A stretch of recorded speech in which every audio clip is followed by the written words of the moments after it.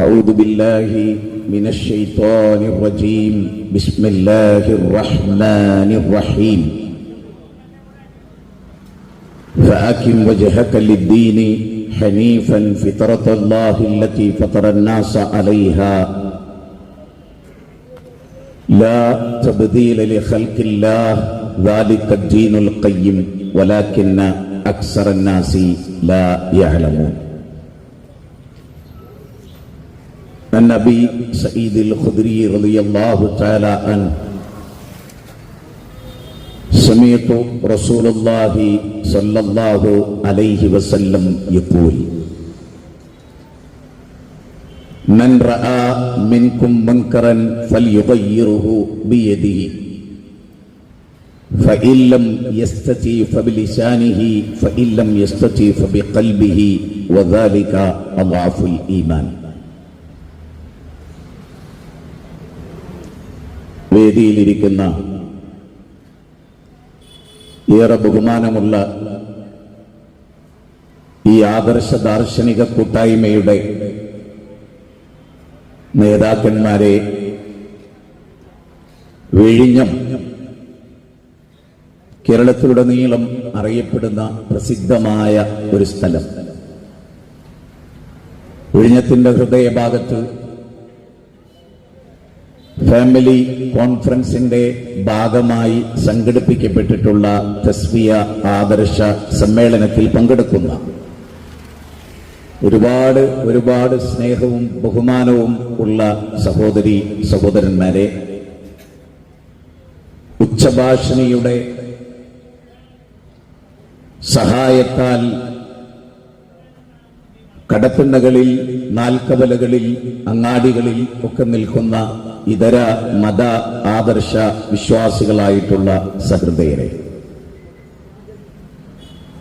തീർച്ചയായും ചിന്തോദ്ദീപകമായ പ്രാമാണികമായ ഒരുപാട് കാര്യങ്ങൾ പഠിക്കാൻ സാധിക്കുന്ന ഒരു വിഷയാവതരണമാണ് ഇൻഷാ അല്ലാഹ് റഹ്മാനായ റബ്ബിന്റെ അനുഗ്രഹത്താൽ ഇവിടെ നിർവഹിക്കപ്പെടുക. ഇതിന്റെ സംഘാടകർ വലിയ ലക്ഷ്യത്തോടെയാണ് ഈ പ്രോഗ്രാം സംഘടിപ്പിക്കുന്നത്. ഫെബ്രുവരി 23 തലസ്ഥാന നഗരിയുടെ പ്രസിദ്ധമായ പ്രോഗ്രാമുകൾ എല്ലാം നടക്കുന്ന പുത്തരിക്കണ്ടം മൈതാനം, അവിടെ ഒരു ഫാമിലി കോൺഫറൻസ് നടക്കുകയാണ്. ഹൈന്ദവരും ക്രൈസ്തവരും അതുപോലെ മുസ്ലിങ്ങളും പ്രബലമായി ജീവിക്കുന്ന ഒരു നാടാണ് ഇന്ത്യ. ബഹുസ്വരതയുടെ നാട്, കൾച്ചറൽ പ്ലൂരാലിറ്റിയുടെ നാട്. സ്വാമി വിവേകാനന്ദൻ അമേരിക്കയിലെ ചിക്കാഗോ നഗരത്തിൽ കൊളംബസ് ഓഡിറ്റോറിയത്തിൽ വെച്ച് പറഞ്ഞ ഒരു വാചകം, ഞാൻ വരുന്ന രാജ്യം വിവിധ മതങ്ങൾക്ക് അഭയം നൽകിയ സംഗമസ്ഥാനമാണ്. ലോകമതങ്ങളും ലോകദർശനങ്ങളും ഒന്നിച്ച് മേളിച്ചിട്ടുള്ള ഒരു രാജ്യം. വിശ്വോത്തരങ്ങളായ 3 മതങ്ങളെ കൈനീട്ടി സ്വീകരിച്ച രാജ്യം. അതുകൊണ്ട് തന്നെ ബഹുസ്വരത ഈ നാടിന്റെ പൈതൃകമാണ്. ഫാമിലി ആയിട്ടാണ് എല്ലാവരും ഇവിടെ ജീവിക്കുന്നത്. മകൻ മദ്യപാനിയാണ് എന്നതിൽ ഏതെങ്കിലും ഒരു മതവിഭാഗത്തിന് മാത്രം നൊമ്പരമുള്ള ഒരു വിഷയമേ അല്ല അത്. ലഹരി പദാർത്ഥങ്ങൾക്ക് മക്കൾ വിധേയരാകുന്നു എന്ന ദുഃഖം നിരീശ്വരവാദിക്കുമുണ്ട്, ഈശ്വര വിശ്വാസിക്കുമുണ്ട്, ഹിന്ദുവിനുമുണ്ട്, മുസ്ലിമിനുമുണ്ട്, ക്രിസ്ത്യാനിക്കുമുണ്ട്. ഭാര്യയുമായുള്ള അസ്വാരസ്യം ജാതിയും മതവും നോക്കി ഉണ്ടാകുന്ന ഒന്നല്ല. മനുഷ്യനുള്ളിടത്തെല്ലാം ഇതുണ്ട്. ഭാര്യ ഭർത്താവിനെ വെട്ടിക്കൊല്ലുന്നു,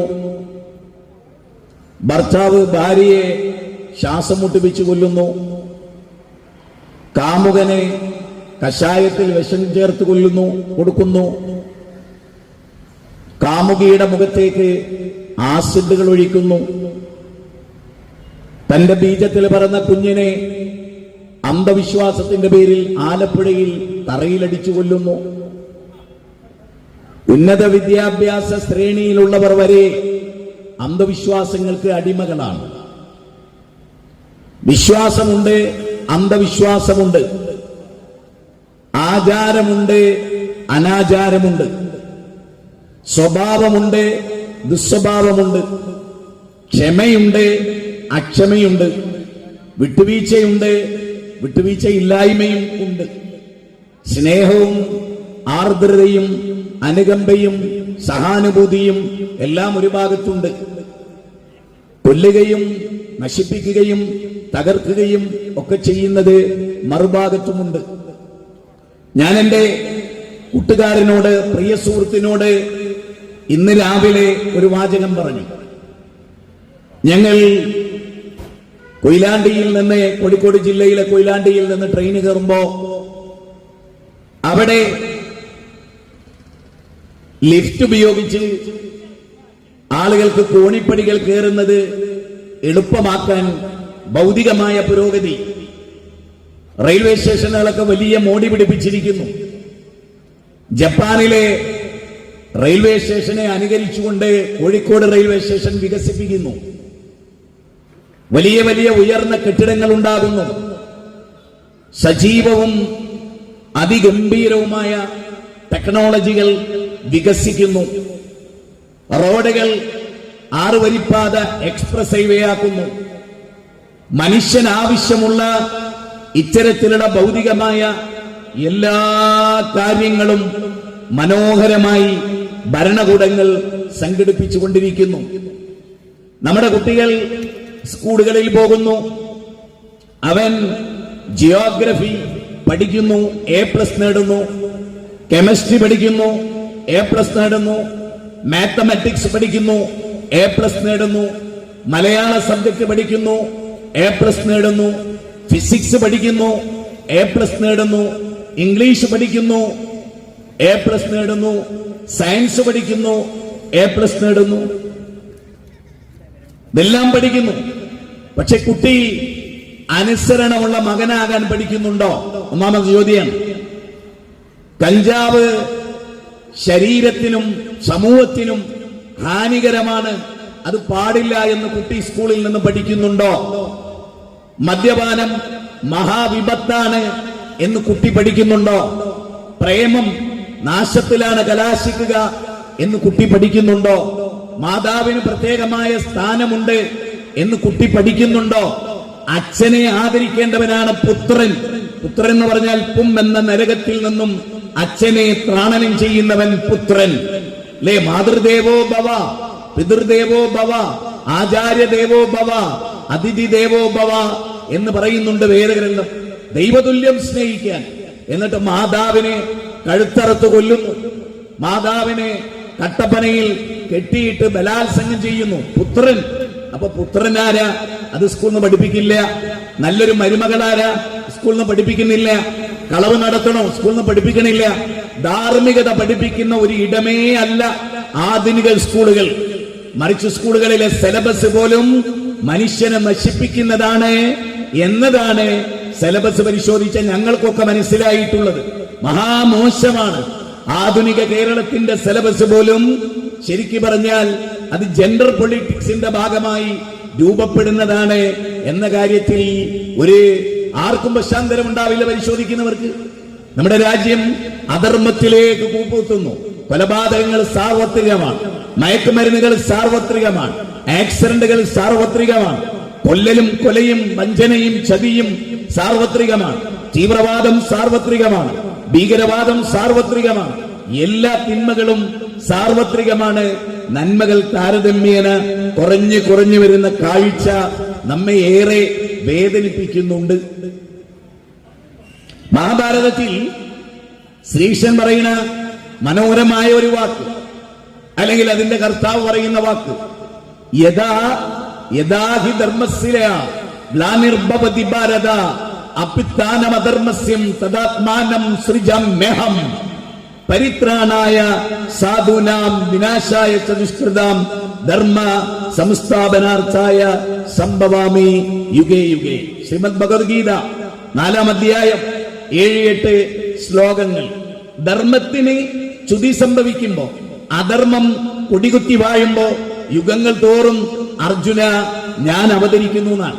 ധർമ്മത്തിന്റെ പരിപാലനമാണ് യുഗപുരുഷന്മാരുടെ ലക്ഷ്യം. ധർമ്മത്തിന്റെ പരിപാലനമാണ് സന്യാസി ഋഷീശ്വരന്മാരുടെ ലക്ഷ്യം. ധർമ്മത്തിന്റെ പരിപാലനമാണ്. അപ്പൊ ഒരു ചോദ്യം, എന്താണ് ധർമ്മം? ആരാ അത് പഠിപ്പിക്കേണ്ടത്? എനിക്ക് ധർമ്മമായത് എന്റെ ബാലചന്ദ്രന് ധർമ്മമല്ല ആണോ? ഞങ്ങൾ ബഹുഭാര്യത്വം സ്വീകരിക്കുന്നു അല്ലെ? ആലോചിച്ചു, ശ്രീരാമൻ, കൈകേയി, കൗസല്യ, സുമിത്ര 3 ഭാര്യമാരുണ്ട്. ആർക്ക്? ദശരഥ മഹാരാജാവിന്. 16,000-ഓളം ഭാര്യമാരുണ്ടായിരുന്നു ശ്രീകൃഷ്ണന്. 1000-ഓളം ഭാര്യമാരുണ്ടായിരുന്നു സോളമൻ, സുലൈമാൻ നബിക്ക്. അങ്ങനൊക്കെ ഒരു കാലം ഉണ്ടായിരുന്നു. ഇന്ന് എനിക്ക് ധർമ്മമായത് എന്റെ സഹോദരന് അധർമ്മമായിരിക്കാം. പാകിസ്ഥാന്റെ ധർമ്മം ഇന്ത്യയുടെ അധർമ്മമാണ്. അമേരിക്കയുടെ അധർമ്മം ഇന്ത്യക്ക് ധർമ്മമാണ്. ഇന്ത്യയുടെ ധർമ്മം അമേരിക്കക്ക് അധർമ്മമാണ്. കമ്മ്യൂണിസ്റ്റുകാരന്റെ വീക്ഷണമല്ല കോൺഗ്രസുകാരൻ്റെത്. കോൺഗ്രസുകാരന്റെ വീക്ഷണമല്ല ഭാരത ജനതാ പാർട്ടിക്കുള്ളത്, BJPക്കുള്ളത്. ശരിയല്ലേ? ആണ്. അപ്പൊ ധർമ്മം ഒരേപോലെയാകണം. ഒറ്റ ധർമ്മബോധം, എല്ലാ കാര്യത്തിലും ഒരേ ധർമ്മബോധം. അത് ആര് പഠിപ്പിക്കും? അത് പഠിപ്പിക്കേണ്ടത് ദൈവമാണ് എന്നതാണ് ഇസ്ലാമിന്റെ വിശ്വാസം.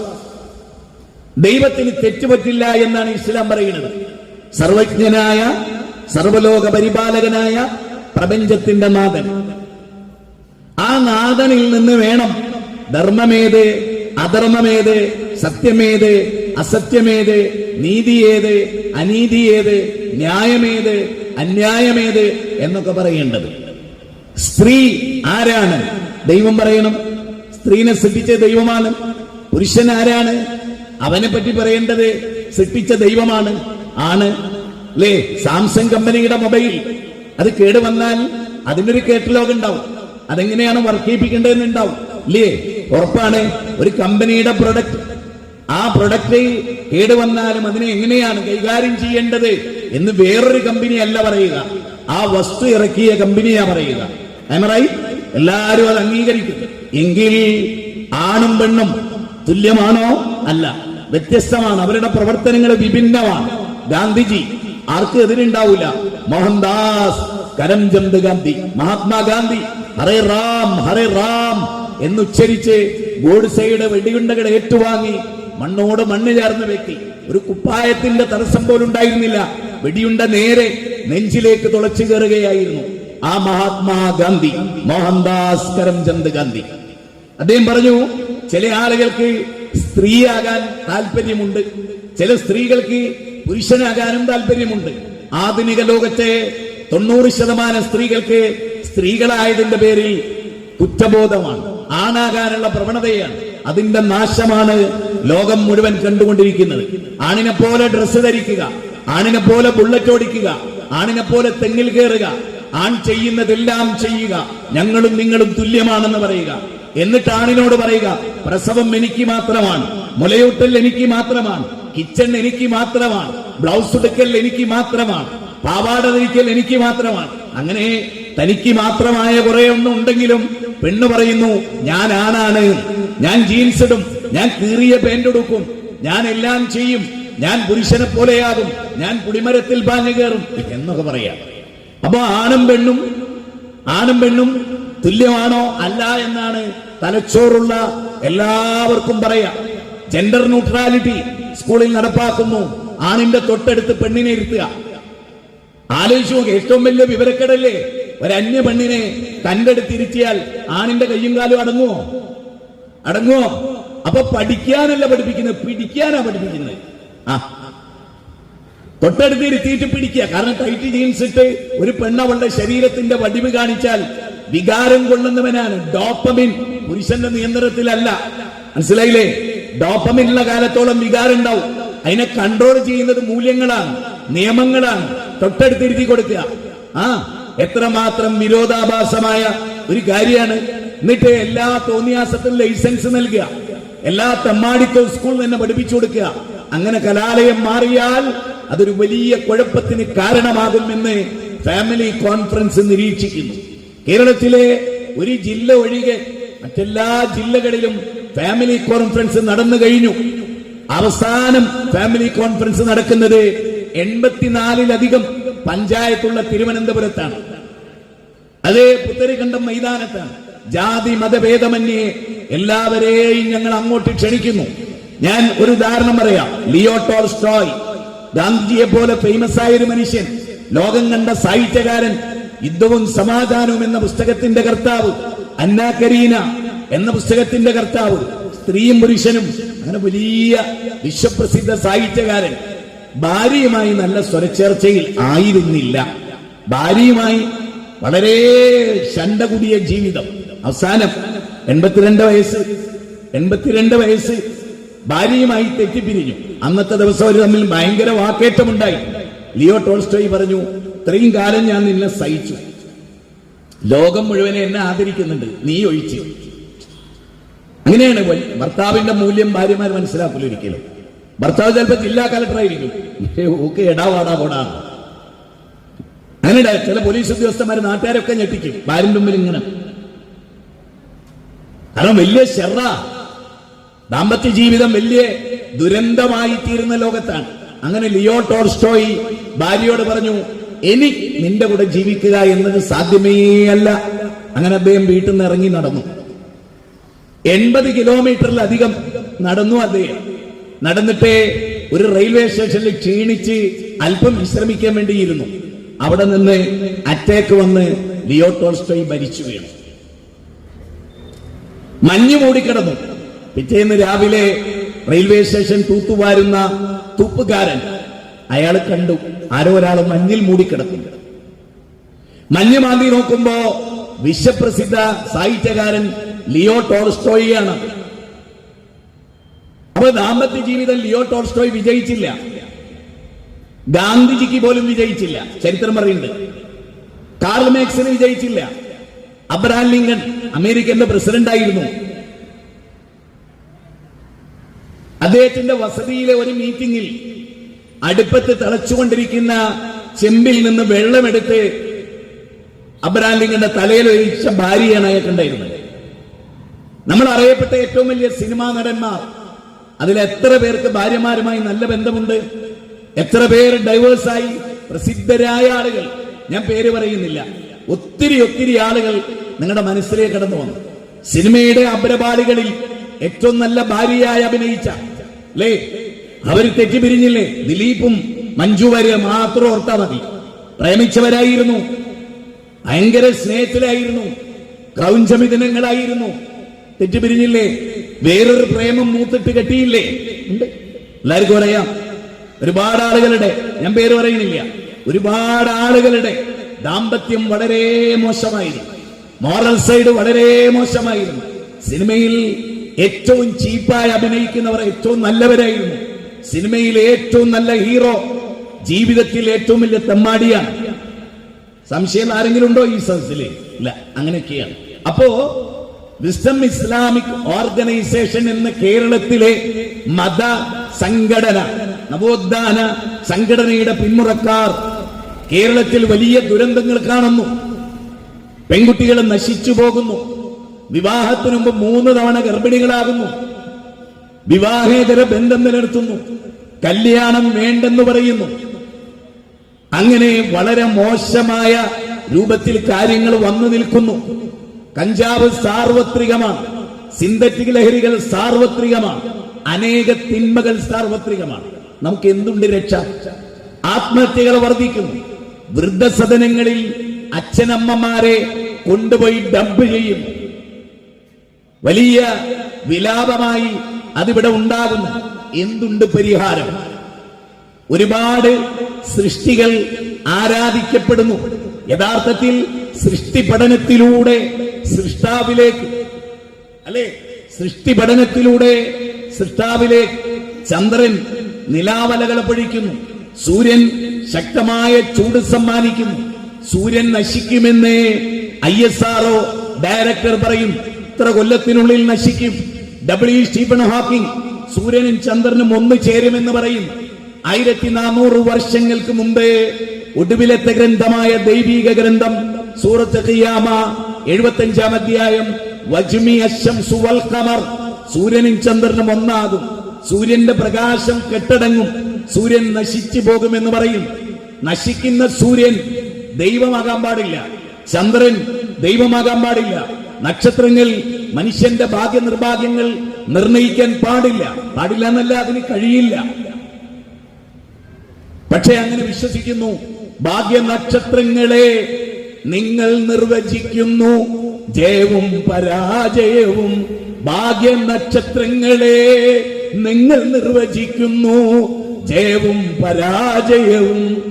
നക്ഷത്രങ്ങളാണ് മനുഷ്യന്റെ ഭാഗ്യനിർഭാഗ്യങ്ങൾ നിർണയിക്കുന്നത് എന്ന് സയൻസ് പഠിച്ചിട്ടും അന്ധവിശ്വാസം നിലനിൽക്കുന്നു.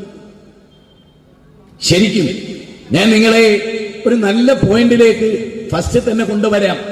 ഈ ഭൂമി ശ്രീരാമൻ ജനിച്ചതിന് ശേഷമാണോ ഉണ്ടായത്? ശ്രീകൃഷ്ണൻ വന്നതിന് ശേഷമാണോ ഉണ്ടായത്? അല്ല എന്നെല്ലാ ഹൈന്ദവനും അറിയാം. കാരണം ദശരഥ മഹാരാജാവ് പുത്രകാമേഷ്ടി യാഗം നടത്തി. യാഗത്തിന്റെ അന്തിമഘട്ടത്തിൽ ശൃംഗമുനി പായസാന്നം നൽകി. കൈകേയി, കൗസല്യ, സുമിത്ര മൂവരും പായസാന്നം ഭുജിച്ചു. കൗസല്യയുടെ പുത്രനായി ശ്രീരാമൻ ജനിച്ചു. എങ്ങോട്ട്? ഭൂമിയിലേക്ക്. ആകാശത്തിന്റെ ചുവട്ടിൽ നക്ഷത്രങ്ങളിൽ നിലാവല പൊഴിക്കുന്ന ഭൂമിയിൽ, അല്ലെ, കളകളാരം പൊഴക്കി നദികൾ ഒഴുകുന്ന ഭൂമിയിൽ, പന്നീർ പുഷ്പം പൂത്തുല്ലസിക്കുന്ന ഈ ഭൂമിയിൽ ദശരഥ മഹാരാജാവിന്റെ പുത്രനായി ശ്രീരാമൻ ജനിച്ചു എന്ന് പറഞ്ഞാൽ അതിന്റെ അർത്ഥം എന്താ? ദശരഥ മഹാരാജാവ് മുമ്പേ ഉണ്ട്. ആണോ? അപ്പൊ മുമ്പേ ഉണ്ടെങ്കിൽ ശ്വസിച്ചിരുന്നോ? അതെ. ആ ശ്വസനത്തിനുള്ള വായു ആര് സൃഷ്ടിച്ചു? അന്ന് ശ്രീരാമനില്ല. അല്ലേ? ദേവകിയുടെ 8ാമത്തെ പുത്രനായി ശ്രീകൃഷ്ണൻ ജനിച്ചു. 8ാമത്തെ പുത്രനായി. അപ്പൊ 7 സന്താനങ്ങൾ അതിനു മുമ്പ് വന്നു. ശ്രീകൃഷ്ണന്റെ മുമ്പ് 7 സന്താനങ്ങൾ വന്നു. ആരവരെ സൃഷ്ടിച്ചു? അവരുടെ ഹൃദയം ആര് ശരിപ്പെടുത്തി? അവരുടെ കണ്ണുകൾ ആര് ഡിസൈൻ ചെയ്തു? അവരുടെ ശരീരത്തെ ആര് നിയന്ത്രിച്ചു? അവരുടെ ദഹന വ്യവസ്ഥയെ, പാൻക്രിയാസിനെ, അന്തസ്രാവി ഗ്രന്ഥികളെ, പിറ്റ്യൂട്ടറി ഗ്രന്ഥികളെ ആര് സംവിധാനിച്ചു? ഇതൊരു ചോദ്യമാണ്. ബാല, ഈ ലോകം ആദ്യമേ ഉണ്ട്. അന്ന് അമ്പലമില്ല. ഉണ്ടോ? അമ്പലമില്ല. അന്ന് ചർച്ചില്ല, ഇല്ല, പള്ളിയില്ല, ഒന്നുമില്ല. ഹിന്ദുല്ല, മുസ്ലിമില്ല, ക്രിസ്ത്യാനിയില്ല, ജൈനനില്ല, മനുഷ്യൻ തന്നെ ഇല്ല. ശരി. നരവംശ ശാസ്ത്രം പറയുന്നത് അന്ന് മനുഷ്യനേയില്ല. പക്ഷെ അന്ന് ഭൂമി ഉണ്ടോ? ഉണ്ട്. രാവുണ്ടാകുന്നുണ്ടോ? ഉണ്ട്. സൂര്യനുണ്ടോ? ഉണ്ട്. നിലാവലകളുണ്ടോ? ഉണ്ട്. ഒറ്റ ചോദ്യം, അന്ന് പന്നീർ പുഷ്പം വിടർന്നിരുന്നോ? ഉണ്ട്. ആനണ്ടോ കാട്ടിൽ ചിഹ്നം വിളിക്കുന്നേ? ഉണ്ട്. ഗർജിക്കുന്ന സിംഹണ്ടോ? ഉണ്ട്. ഹീൽ മത്സ്യങ്ങൾ വെള്ളത്തിൽ നീന്തി തുടിക്കുന്നുണ്ടോ? അതെ. അതെ. സർഗാസു തടാകത്തിൽ മുട്ടയിടുന്ന ഹീൽ മത്സ്യങ്ങളുണ്ടോ? ഉണ്ട്. ബീവറുണ്ടോ? ഉണ്ട്. എല്ലാം ഉണ്ട്. മാൻപേടകളുണ്ടോ? ഉണ്ട്. മയിലുണ്ടോ? ഉണ്ട്. കുയിലുണ്ടോ? ഉണ്ട്. അല്ലേ? കുയിലിന്റെ കൂകലായി പേടിപ്പെടുത്തുന്നതും പിന്നെ ഒരു ശസ്സിനെ തോളിലേറ്റുന്നതും സായന്തനങ്ങളെ ചെപ്പിലൊതുക്കുന്നതും.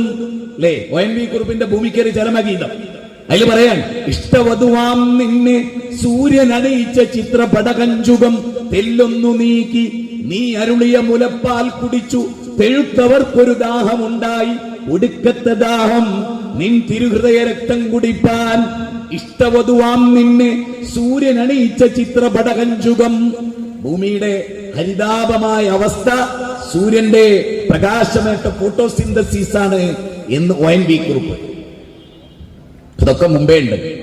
അമ്പലമില്ലാത്ത കാലം, ശ്രീകൃഷ്ണൻ ഇല്ലാത്ത കാലം, മുഹമ്മദ് നബി ഇല്ലാത്ത കാലം, ഈസാ അലൈഹിസ്സലാം ഇല്ലാത്ത കാലം, നബി സല്ലല്ലാഹു അലൈഹി വസല്ലം പൂജാതനായിട്ടില്ല. അന്ന് ഭൂമിയില്ലേ? ഉണ്ട്. ഖുറൈശികളിലെ? ഉണ്ട്. ഇനി ഒറ്റ ചോദ്യം, മുഹമ്മദ് എങ്ങനെ ദൈവമാകും? മുഹമ്മദിന് മുമ്പ് ലോകമുണ്ടെങ്കിൽ സല്ലല്ലാഹു അലൈഹി വസല്ലം 2000 വർഷങ്ങൾക്ക് മുമ്പ്, യേശു ജനിക്കുന്നതിന് മുമ്പ് ലോകമുണ്ടെങ്കിൽ, ഈ ചോദ്യം വളരെ പ്രസക്തമാണ്, ചിന്തനീയമാണ്. എങ്കിൽ ഭൂമി സൃഷ്ടിച്ച ആരാണ് ദൈവം? അവനാണ് ദൈവം. ആരാണ് ആകാശത്തെ ശരിപ്പെടുത്തിയത്? അവനാണ് ദൈവം. മനുഷ്യനെ ഈ ഭൂമുഖത്തേക്ക് അയക്കുമ്പോ അവൻ ആവശ്യമുള്ള അനുകൂലനങ്ങളെ ഈ ഭൂമുഖത്ത് സൃഷ്ടിച്ചവനാരോ അവനാണ് ദൈവം. അതാരാത്?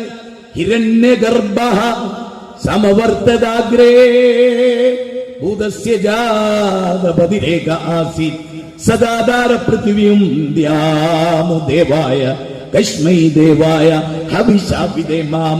ഋഗ്വേദം 10-ാം മണ്ഡലം, 10 മണ്ഡലമാണ് ഋഗ്വേദത്തിൽ. 121-ാമത്തെ സൂക്തം 1-ാമത്തെ റക്കിൽ. ആകാശഭൂമികളുടെ സൃഷ്ടാവാര? ശ്രീരാമൻ എല്ലാം ഉറപ്പാണ്. ഞാൻ നേരത്തെ പറഞ്ഞു. ശ്രീകൃഷ്ണൻ എല്ലാം ഉറപ്പാണ്. മാതാമൃതാനന്ദമയി എല്ലാം ഉറപ്പാണ്. സായിബാബ എല്ലാം ഉറപ്പാണ്. സായിബാബയാണ്. ഇപ്പൊ നമ്മൾ കാർ ഓടിച്ചു പോവാണ്, നമ്മളാണ് ഡ്രൈവർ. നമുക്ക് അറ്റാക്ക് വന്ന് നമ്മുടെ സ്റ്റെയറിംഗിലേക്ക് മരിച്ചു വീണാൽ പിന്നെ ആ കാർ ഓടും? പറ. ആ കാർ അവിടെ പോയി ഇടിക്കും. സത്യല്ലേ? ആണല്ലേ? കൊക്കയിലേക്ക് മറിയും.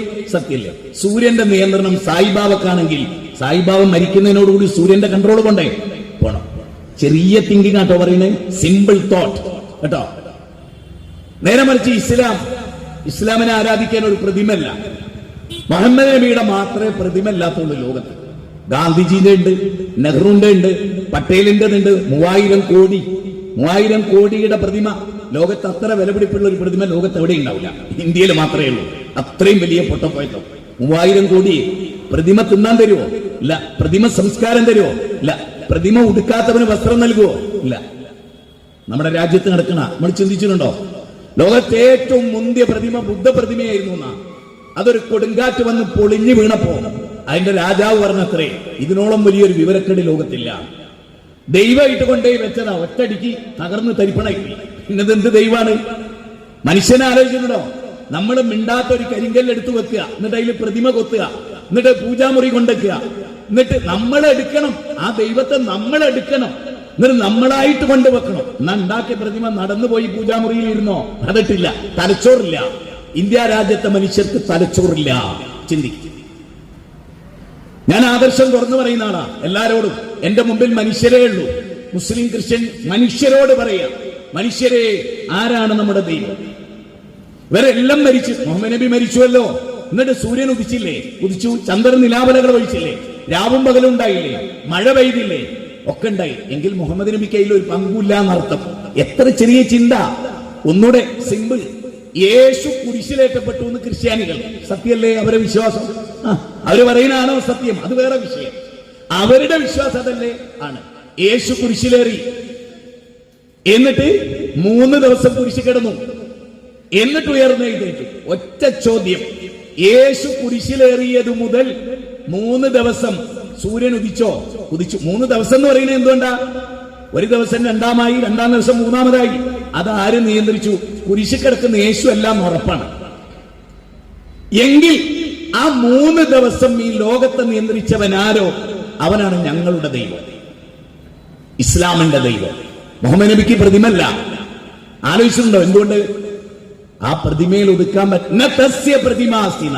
യജുർവേദം 32-ാം അധ്യായം 3-ാമത്തെ ശ്ലോകം. ദൈവത്തിന് പ്രതിമല്ല. യജുർവേദം 4 വേദം. ഞങ്ങൾ പറയുന്നു ബൈബിൾ പ്രകാരം പ്രതിമ പാടില്ല. ബൈബിളിൽ പ്രതിമ പാടില്ല എന്ന്. എന്നിട്ട് ക്രിസ്ത്യാനികൾ പ്രതിമ വെക്കുന്നു. കഷ്ടം. ബൈബിളിൽ എന്താ ഉള്ളത്? നിങ്ങളൊന്ന് കേട്ടോളൂ. ഞാൻ ഒരു വാചകം പറയാം. മിസ്രീം ദേശത്തു നിന്നും, അടിമ ഭവനത്തിൽ നിന്നും നിന്നെ കൊണ്ടുവന്നവനായ ഞാനാകുന്നു നിന്റെ ദൈവം. മേലെ സ്വർഗത്തിലെങ്കിലും താഴെ ഭൂമിയിലെങ്കിലും വെള്ളത്തിനടിയിലെങ്കിലും ഒന്നിന്റെയും പ്രതിമ അരുത്. അരുത്. ഇവിടെ വാഹനം നിർത്തരുത്, ഇവിടെ മൂത്രം ഒഴിക്കരുത്. അതുപോലെ ഈശ്വരൻ പറഞ്ഞാണ് പ്രതിമ അരുത്, പാടില്ല. അതിന്റെ മുമ്പിൽ നീ സാഷ്ടാംഗം പ്രണമിക്കരുത്. കേനോപനിഷത്ത് എന്നൊരു ഉപനിഷത്തുണ്ട്. 108 ഉപനിഷത്താണ് ഏറ്റവും ശ്രദ്ധേയമായ ഉപനിഷത്ത്. 10 ദശോപനിഷത്തുണ്ട്. ഈശാവാസ്യോപനിഷത്ത്, ബൃഹദാരണ്യോപനിഷത്ത്, മുണ്ടകോപനിഷത്ത്, കഠോപനിഷത്ത്, ശേതറുപനിഷത്ത്, തൈത്തിരീയോപനിഷത്ത്, അതുപോലെ തന്നെ അല്ലോക്യോപനിഷത്ത്, അങ്ങനെ പല ഉപനിഷത്തുണ്ട്. അതിലൊരു ഉപനിഷത്തിന്റെ 6-7 ശ്ലോകം എന്തറിയും? യക്ഷുഷാന പശ്യതി യേന ചക്ഷുംഷി പശ്യതി തദേവ ബ്രഹ്മത്വം വിദ്ധി നേതം യേതിതം ഉപാസതേ. യശ്രോത്രേണ നശ്രുണോതി ശ്രോത്രമിദം ശ്രുതം തദേവ ബ്രഹ്മത്വം വിദ്ധി നേതം യതിതം ഉപാസതേ. കേനോപനിഷത്തിന്റെ പ്രഥമ വല്ലിയിലെ 6-7 ശ്ലോകമാണ്. അതിൽ നിന്ന് എന്താ അറിയോ? നീ ബിംബത്തിന് മുമ്പിൽ കൈകൂപ്പി നിൽക്കുന്നുവല്ലോ ഭക്ത, ഇത് സാക്ഷാൽ ദൈവമല്ലെന്നറിയുക. നിന്റെ കണ്ണിന് കാഴ്ച നൽകിയവനാരോ അവനാണ് സാക്ഷാൽ ദൈവം, അവനെ കണ്ണ് പ്രാപിക്കുകയില്ല എന്ന് ഖുർആൻ പറയുന്നു. ലാ തുദ്രികുഹുൽ അബ്സാർ വഹു യുദ്രികുഹുൽ അബ്സാർ. വിശുദ്ധ വേദഗ്രന്ഥം പറയുന്ന കാര്യമാണ്. ഖുർആന്റെ 6-ാം അധ്യായം 93-ാമത്തെ വചനം. ദൈവത്തെ നിങ്ങൾ കണ്ടെത്തുകയില്ല, നിങ്ങൾക്ക് കണ്ണിന് ദർശനം നൽകിയത് ആ സർവശക്തനായ പടച്ചതമ്പുരാനാണ്. അപ്പോ ദൈവത്തെ പറ്റി ഇനി നിങ്ങൾ ആലോചിച്ച് നോക്കൂ. ഒരു ഉപനിഷത്തിലെയും കൂടെ ശ്ലോകം പറയാം. അന്തം തമഹ പ്രവിശംതിയേ സംഭൂത്യമുപാസതേ തദോഭൂയ ഇവദേ ഇത് സംഭൂത്യാം രഥഃ. ഈശാവാസോപനിഷത്തിലെ 12-ാമത്തെ ശ്ലോക. അതിന്റെ അർത്ഥം എന്താ അറിയോ? നേർക്കുനേരെ അതിന്റെ അർത്ഥം പാമ്പിനെ ആരാധിക്കരുത്, പശുവിനെ ആരാധിക്കരുത്, സൃഷ്ടികളിൽ ഒന്നിനെയും ആരാധിക്കരുത്, സൃഷ്ടാവിനെ മാത്രം ആരാധിക്കുക. സൃഷ്ടികളെ ആരാധിച്ചാലോ ഘോരാന്ധകാരമായ നരകത്ത് പോകുന്ന ഒരു ഉപനിഷത്തിലെ ശ്ലോകത്തിന്റെ അർത്ഥം എന്താണ്? ഘോരാന്ധകാരമായ നരകത്ത് പോകും. നരകവും സ്വർഗവും ഉണ്ട് എന്നാ അല്ലെ വേദഗ്രന്ഥം ഋഗ്വേദം. അതുപോലെ പിന്നെ ഭഗവത്ഗീത 2-ാം അധ്യായം 37-ാമത്തെ ശ്ലോകം. ഹദോവ പ്രാപ്സസി സ്വർഗം. അർജുന, ഈ യുദ്ധത്തിൽ കൊല്ലപ്പെട്ട സ്വർഗത്ത് പോകുന്നത്. അപ്പൊ സ്വർഗവും നരകമുണ്ട്. എല്ലാ വേദവും അത് പഠിപ്പിക്കുന്നുണ്ട്. ഇസ്ലാം അതിശക്തമായി സ്വർഗ നരകങ്ങളെ കുറിച്ച് പഠിപ്പിക്കുന്നുണ്ട്. ഞാൻ പറഞ്ഞു വന്നത്, ഈ പ്രപഞ്ചത്തിന് ഒരൊറ്റ നാഥനെയുള്ളൂ. നരേന്ദ്രമോദിയുടെ ദൈവാര, ആ ദൈവമാണ് മുജാഹിദ് ബാലുശ്ശേരിയുടെയും ദൈവം. ഇങ്ങനെ പറയാൻ ഒരു സന്യാസിക്ക് കഴിയില്ല. ഒരു സന്യാസിക്ക് ഇവിടെ വന്ന് ഈ പ്രപഞ്ചത്തിന്റെ നാഥനാണ് ഈശ്വരൻ, അവനെയാണ് ആരാധിക്കേണ്ടത് എന്നൊരു സന്യാസിക്ക് ഇന്നത്തെ ഇന്ത്യയിൽ പറയാൻ പറ്റില്ല. ഒരു പള്ളിയിൽ അച്ഛൻ ഇവിടെ വന്നിട്ട് ഞങ്ങളുടെ ഒക്കെ ദൈവം ഒന്നാണ്, അത് യേശു അല്ല എന്ന് പറയാൻ പറ്റില്ല. യേശു ആണ് എന്ന് പറഞ്ഞാലോ അല്ല. പിന്നെ ഫാദറെ, യേശു ജനിക്കുന്നതിന് മുമ്പ് ലോകല്ലേ ഉണ്ട്. അപ്പാരായിരുന്നു ദൈവം? അപ്പാരായിരുന്നു ദൈവം? എനിക്ക് ഏറ്റവും അത്ഭുതം തോന്നിയത് സായിബാബ. എന്റെ നാട്ടിൽ ബാബുവേട്ടനുണ്ട്. സായിബാബയുടെ പ്രതിമയുടെ മുമ്പിൽ അദ്ദേഹം നിന്ന് പ്രാർത്ഥിക്കുമ്പോഴാണ് സായിബാബ മരിച്ച വിവരം കിട്ടുന്നത്. ഒരു മനുഷ്യൻ ദൈവമെന്ന് കരുതി സായിബാബയോട് പ്രാർത്ഥിക്കുന്നതിനിടയിലാണ് സായിബാബ മരിക്കുന്നത്. ബാബേട്ടൻ ഇന്നും ജീവിച്ചിരിപ്പുണ്ട്, സായിബാബ മരിച്ചു പോവുകയും ചെയ്തു. എന്റെ ദൈവം ഞാൻ മരിക്കുന്നതിന് മുമ്പ് മരിക്കുക. എന്തൊരു അത്ഭുതമാണിത്! മനുഷ്യന് ബുദ്ധി കൊടുത്തിട്ട് വർക്ക് ചെയ്തില്ലല്ലോ. വിശുദ്ധ ഖുർആൻ പറയുന്നുണ്ട്, വലാകിന്ന അക്സറന്നാസി ലാ യഅലമൂൻ. മനുഷ്യരിൽ ഭൂരിപക്ഷ ആളും മനസ്സിലാക്കൂല. മനുഷ്യരിൽ ഭൂരിപക്ഷം വലാകിന്ന അക്സറന്നാസി ലാ യഅഖിലൂൻ. ഭൂരിപക്ഷ ആളുകള് ചിന്തിക്കൂല. സത്യല്ലേ? ചിന്തിക്കൂല. അതുകൊണ്ട് നമ്മളൊക്കെ ചിന്തിക്കണം. മഴ ചൊരിഞ്ഞു വരുന്നത് ആരാ? പടച്ചതമ്പുരാനാണ്. സൂര്യനെ ഉദിപ്പിക്കുന്നത് ആരാ? പടച്ചതമ്പുരാനാണ്. ഇതിന്റെ പിന്നിൽ ഒരു സൃഷ്ടാവുണ്ട്. അവന് അറബി പറയുന്ന പേരാണ് അള്ളാഹു. അറബിയിൽ അൽ ഇലാഹ്, അതാണ് അള്ളാഹു. സാക്ഷാൽ ആരാധ്യൻ എന്നാണ് അതിന്റെ അർത്ഥം. ആരെയാണ് ആരാധിക്കേണ്ടത്? ആരെയാണ് പ്രണമിക്കേണ്ടത്? ആരെയാണ് പൂജിക്കേണ്ടത്? ത്വമേകം ശരണ്യം ത്വമേകം വരണ്യം. അല്ലേ? ത്വമേകം ശരണ്യം ത്വമേകം വരണ്യം എന്നിട്ട് പറയാ, ത്വമേകം ജഗത്കർത്തൃ പാത്രപ്രകർത്തേ ത്വമേകം പരം നിശ്ചലം നിർവികൽപ്പം. 5 തവണയാ ഏകൻ എന്ന് പറയുന്നത്. ഏകൻ. ദൈവം ഒന്നിലധികമല്ല. 33 കോടി ഇല്ല, 15 ഇല്ല. ഇല്ല.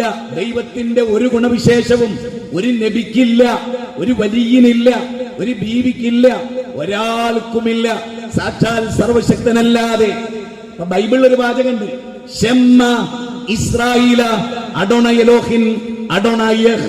ഹീബ്രു ഭാഷയാണ്. ഹീബ്രു ഭാഷയില് യേശു ക്രിസ്തു പറയാൻ ഷെമ്മ ഇസ്രായേല അഡോണ എലോഹിൻ അഡോണ യഹ്. യഹ് അഹദ്, ഏകം. ലകുൽ ഹുവല്ലാഹു അഹദ്. ഏകനാണ് ദൈവം. ദൈവം ഒന്നേ ഉള്ളൂ. ഈ തത്വമാണ് ഒന്ന്. അതായത് വിശ്വാസ വിശുദ്ധി. ഫാമിലി കോൺഫറൻസിന്റെ ഏറ്റവും വലിയ തലവാചകത്തിൽ വരുന്നത് വിശ്വാസ വിശുദ്ധി, സംതൃപ്ത കുടുംബം എന്നതാണ്. അപ്പൊ വിശ്വാസ വിശുദ്ധി ഉണ്ടാകണമെങ്കിൽ വിശ്വാസം ശരിയാകണം, വിശ്വാസത്തിൽ കലർപ്പുണ്ടാകാൻ പാടില്ല. അല്ലദീന ആമനു വലം യൽബിസു ഈമാനഹും ബിളുൽമിൻ ഉലൈക ലഹുമുൽ അംന് വഹും മുഹ്തദൂൻ. വിശുദ്ധ ഖുർആൻ 6-ാം അധ്യായം 82.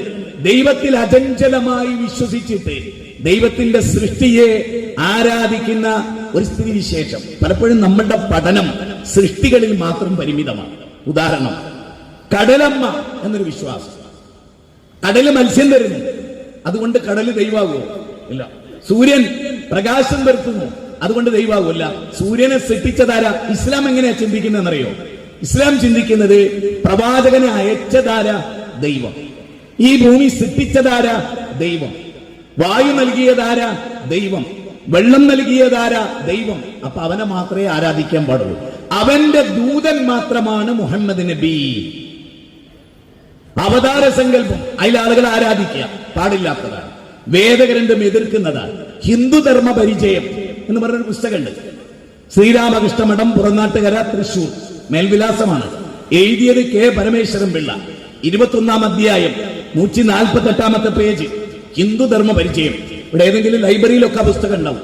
കെ പരമേശ്വരൻ പിള്ള, പി പരമേശ്വരനല്ല, കെ പരമേശ്വരൻ പിള്ള. അതിൽ അദ്ദേഹം പറയാണ്, 3-ാമത്തെ പാരഗ്രാഫ്, ഒരു ദേവിക്കും ഒരു ദേവനും സ്വന്തമായിട്ട് കഴിവില്ല, സാക്ഷാൽ പ്രപഞ്ചനാഥൻ കഴിവ് കൊടുത്താലല്ലാതെ. എങ്കിൽ സാക്ഷാൽ പ്രപഞ്ചനാഥൻ കഴിവ് കൊടുത്താലേ ഇവർക്കൊക്കെ നിലക്കാൻ കഴിയുമെങ്കിൽ ആ സാക്ഷാൽ ദൈവത്തോടല്ലേ ചോദിക്കേണ്ടത്? സിമ്പിളാണ്. വിശുദ്ധ ഖുർആൻ ചോദിക്കുന്ന ഒരു ചോദ്യമുണ്ട്, അലൈസല്ലാഹു ബികാഫിൻ അബ്ദഹു. അടിമക്ക് അവന്റെ ദൈവം പോരെ?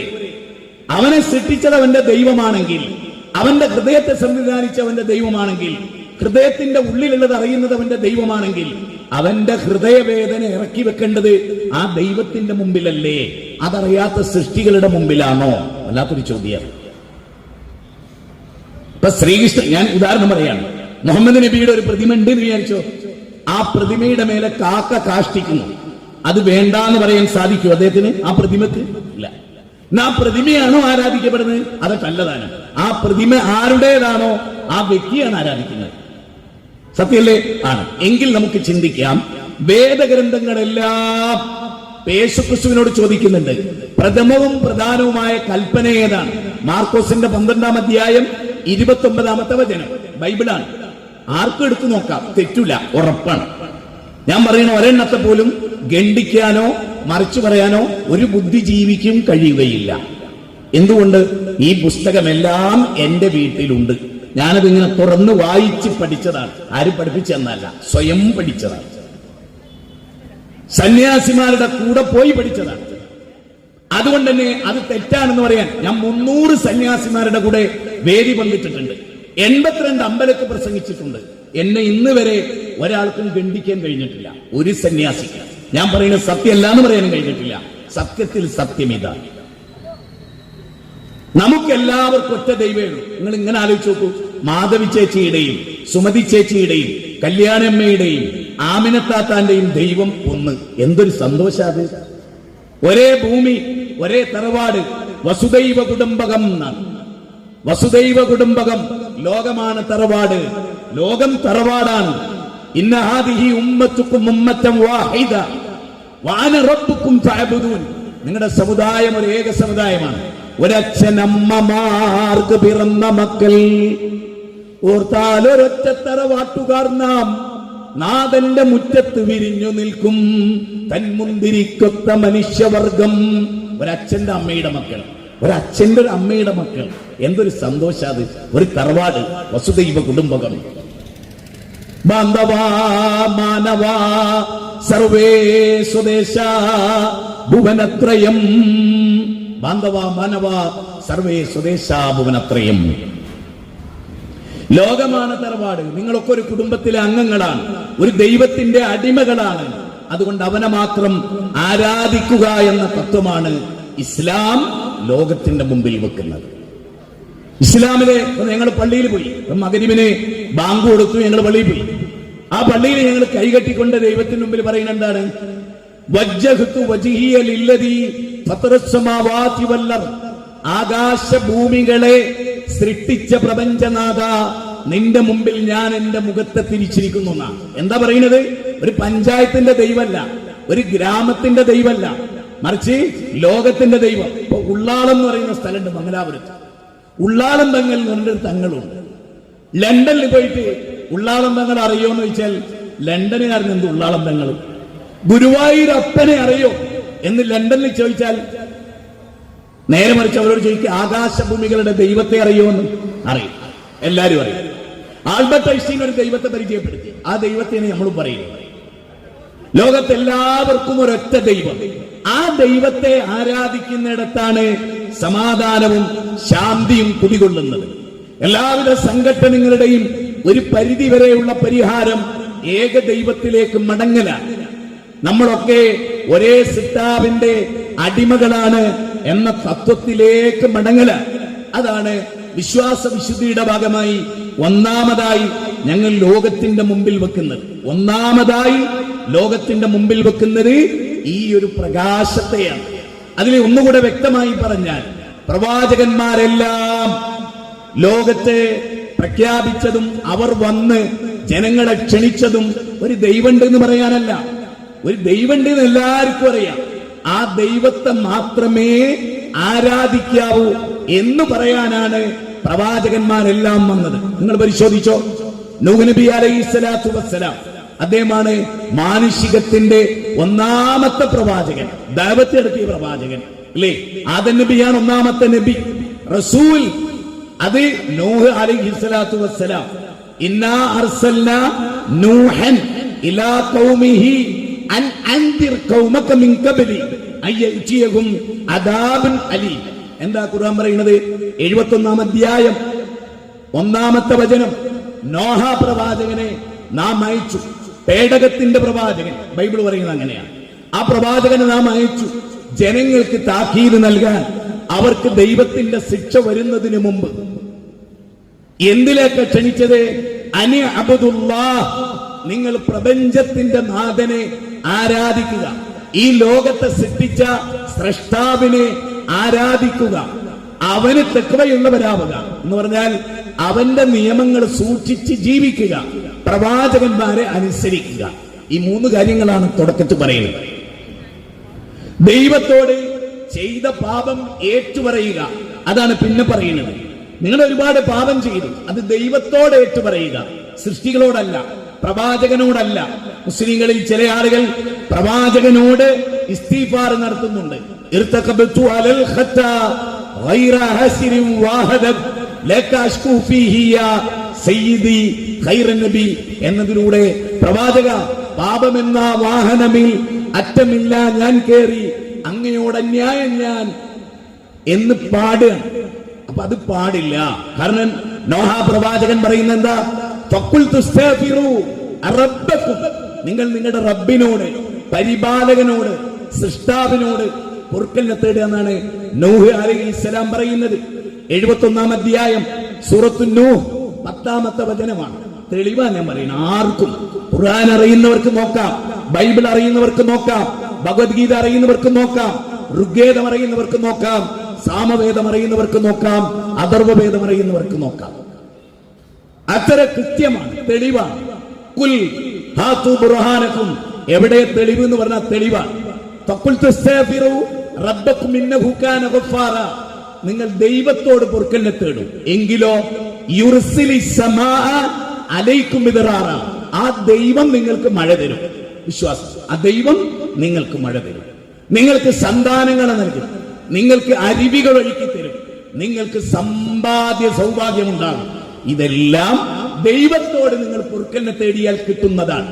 അപ്പൊ പാപികൾക്ക് ഇതൊക്കെ കിട്ടും. പാപികൾ ദൈവത്തോട് പാപം ഏറ്റുപറയണം. മനുഷ്യരോടാണ് ചെയ്തതെങ്കിൽ അത് മനുഷ്യരോട് ഏറ്റുപറയണം. എത്ര കൃത്യമാണ്. എന്നിട്ട് നോഹ പ്രവാചകൻ ചോദിക്കുന്ന ഒരു ചോദ്യമുണ്ട്. മാലക്കും ലാ തർജൂന ലില്ലാഹി വഖാറ, മാലക്കും നിങ്ങൾക്ക് എന്ത് പറ്റി? ലാ തർജൂന ലില്ലാഹി വഖാറ, നിങ്ങൾ എന്താണ് അള്ളാഹുവിന് ഒരു ഗാംഭീര്യം കൽപ്പിക്കാത്തത്? എന്താണ് ദൈവത്തിന്റെ അടിമകളുടെ പിന്നാലെ പോകുന്നത്, സൃഷ്ടികളുടെ പിന്നാലെ പോകുന്നത്? സൃഷ്ടികളെ പഠിച്ചിട്ട് ദൈവത്തിലേക്ക് എത്താനല്ലേ നിങ്ങളോട് പറഞ്ഞത്? എന്തേ നിങ്ങൾ വദ്, സുവാ, യഊസ്, യഹൂഖ്, നസ്ർ ഇത് 5 ഔലിയാക്കളാണ്. മുസ്ലിം സമുദായത്തിലാണ് ആദ്യമായിട്ട് ബഹുദൈവത്തെ ഉണ്ടായത്, അല്ലാതെ ഹൈന്ദവരിലോ ക്രൈസ്തവരിലോ ഒന്നല്ല, മുസ്ലിം സമുദായത്തിൽ. കാരണം ആദ്യം ഉള്ളത് മുസ്ലിം സമുദായമാണ്. നോഹ പ്രവാചകന്റെ കാലത്ത് ആദം നബിയിൽ നിന്ന് സന്ദേശം കിട്ടിയ മുസ്ലിങ്ങളായിരുന്നു ഉണ്ടായിരുന്നത്. പക്ഷെ അവർക്ക് എന്ത് സംഭവിച്ചു? ഇന്നത്തെ കേരളത്തിലെ മുസ്ലിങ്ങൾക്ക് സംഭവിച്ചത് അവർക്ക് സംഭവിച്ചു. ഔലിയാക്കളെ പടച്ചോനാക്കി, ഔലിയാക്കളെ വിളിച്ചു ദുആ ചെയ്തു. അവർക്ക് നമ്മളെ സഹായിക്കാനുള്ള കഴിവുണ്ടെന്ന് വിശ്വസിച്ചു, അവരുടെ കറാമത്ത് കൊണ്ട് തേടാന്ന് വിശ്വസിച്ചു. അത് വിചാരിച്ച സമൂഹത്തെ നൂഹ് നബി പറഞ്ഞു, നിങ്ങളുടെ വിശ്വാസം ശരിയല്ല. നൂഹ് നബി പറയാ ഇത് ശരിയാന്ന് പറഞ്ഞാൽ ഞങ്ങളൊക്കെ അതാകെയായിരുന്നു. പക്ഷെ നൂഹ് നബി പറയാണ് ഇത് പിഴവാണ്, ദലാലത്താണ് എന്നാ പറയുന്നത്. ഇത് മഹാമോശമാണ്, ഇത് വിശ്വാസം ശരിയല്ല, ഇത് കുഫ്റാണ്, ഇത് ചെയ്യുക വഴി നിങ്ങൾ കാഫിറാണ്. KV കൂറ്റനാടിന്റെ പരിഭാഷയില് ഈ 71-ാം അധ്യായത്തിന്റെ ഈ ആയത്തിന്റെ 24-ന്റെ വിശദീകരണത്തിൽ വഹിയ അസ്മാഉർ റിജാലുൻ സ്വാലിഹീന മിൻ ഖൗമി നൂഹിൻ, നൂഹ് നബിയുടെ കാലഘട്ടത്തിലെ 5 വലിയകളായിരുന്നു അവർ, സ്വാലിഹീങ്ങളായിരുന്നു. അവൻ നല്ല സദ്വൃത്തരായ 5 ഔലിയാക്കളെ ആരാധിച്ചത് കൊണ്ടാണ് നൂഹ് നബി അള്ളാഹുലേക്ക് ക്ഷണിച്ചത്. അല്ലാതെ ഔലിയാക്കൾക്ക് നിങ്ങൾ വക്കാറത്ത് കാണുന്നില്ലേ, എന്താ അല്ലാ എന്നവർ ചോദിച്ചില്ല. ആധുനിക ലോകത്ത് എന്താ അല്ലാന്നാ ചോദിക്കുന്നത്. ആര്? ഹിന്ദു അല്ല, മുസ്ലിം അല്ല, ക്രിസ്ത്യാനിയല്ല, മുസ്ലിങ്ങളിൽപ്പെട്ട ആളുകൾ. എന്താ അല്ലാ? അള്ളാഹുവിനോട് ഒരാൾ പ്രാർത്ഥിച്ചാൽ അത് ഇബിലീസിന്റെ വാദാണെന്ന് പുസ്തകം എഴുതിയ നാടാ കേരളം. ഫാറൂഖ് നഈമി നമുക്കൊക്കെ പരിചയമുള്ള ആളായിരിക്കും. വഴിവിരിഞ്ഞവർക്ക് എന്ത് പറ്റി എന്ന പുസ്തകം 37, 38, 39 പേജ്. അതിൽ അദ്ദേഹം പറയുന്നത് പ്രാർത്ഥന അള്ളാഹിനോട് മാത്രം ഒരാൾ ചെയ്താൽ അവൻ ഇബ്ലീസിന്റെ ആളാണ്. എങ്ങനെയുണ്ട്? നൂഹ് നബി ചോദിക്കണം, അള്ളാഹ് എന്താ നിങ്ങൾ വക്കാറത്ത് കാണാത്തത്? അപ്പൊ നൂഹ് നബി ശരിക്കും ആരാ? നൂഹ് നബി ശരിക്കും ആരാ? നൂഹ് നബി അള്ളാഹുവിലേക്ക് ക്ഷണിച്ച ആളാണ്. അള്ളാഹുവിലേക്ക് ക്ഷണിക്കാനാണ് പ്രബോധകർ തയ്യാറാകേണ്ടത്. ഇന്നത്തെ പ്രബോധകർ സൃഷ്ടികളിലേക്കാണ് ക്ഷണിക്കുന്നത്, ജാറങ്ങളിലേക്കാണ് ക്ഷണിക്കുന്നത്, ഭീമാമിച്ചയിലേക്കാണ് ക്ഷണിക്കുന്നത്, അതുപോലെ കോയപ്പാപ്പയിലേക്കാണ് ക്ഷണിക്കുന്നത്, അതുപോലെ നമ്മുടെ ഓച്ചിറപ്പാപ്പയിലേക്കാണ് ക്ഷണിക്കുന്നത്, CM മടവൂരിലേക്കാണ് ക്ഷണിക്കുന്നത്, ഉള്ളാളന്തങ്ങളിലേക്കാണ് ക്ഷണിക്കുന്നത്. അള്ളാഹുവിലേക്ക് ക്ഷണിക്കുന്ന ഒരൊറ്റ ഉസ്താദും കേരളത്തിൽ സലഫികളല്ലാതെ വേറെ ആരുമില്ല. ഉറപ്പല്ലേ? ആണ്. എന്തുകൊണ്ട്? നൂഹ് നബി ക്ഷണിച്ചത് അള്ളാഹുവിലേക്കാണ്, ഇബ്രാഹിം നബി ക്ഷണിച്ച അള്ളാഹുവിലേക്കാണ്. ബാപ്പയെ വിളിച്ചിട്ട് പറയുന്നെന്താ? യാ അബത്തി, യാ അബത്തി ലാ തഅബുദു ശൈത്താൻ, യാ അബത്തി നിങ്ങൾ എന്തിനെയാണ് ആരാധിക്കുന്നത് എന്ന് ചോദിച്ച് പടച്ചോനിലേക്ക് ക്ഷണിക്കുകയാണ് ഇബ്രാഹിം നബി. 19-ാം അധ്യായം 41. എന്നിട്ട് അദ്ദേഹം പറയുന്നു, യാ അബത്തി ഇന്നി അഖാഫു അലൈക്കും. അതാ അദ്ദേഹം പറയണേ, ഉപ്പ നിങ്ങൾക്ക് വേദനാജനകമായ ഒരു ശിക്ഷ അള്ളാഹുവിൽ നിന്ന് വരും എന്നാണ്. ഇവിടെ മുസ്ലിങ്ങൾ മൊയ്തീൻ ഷെയ്ഖിന്റെ കുരുത്തക്കേട് ഏറ്റവും വിശ്വസിക്കുന്ന മുസ്ലിങ്ങളാണ്. എത്ര അപകടം പിടിച്ച തെറ്റിദ്ധാരണയാണ് ആളുകൾ.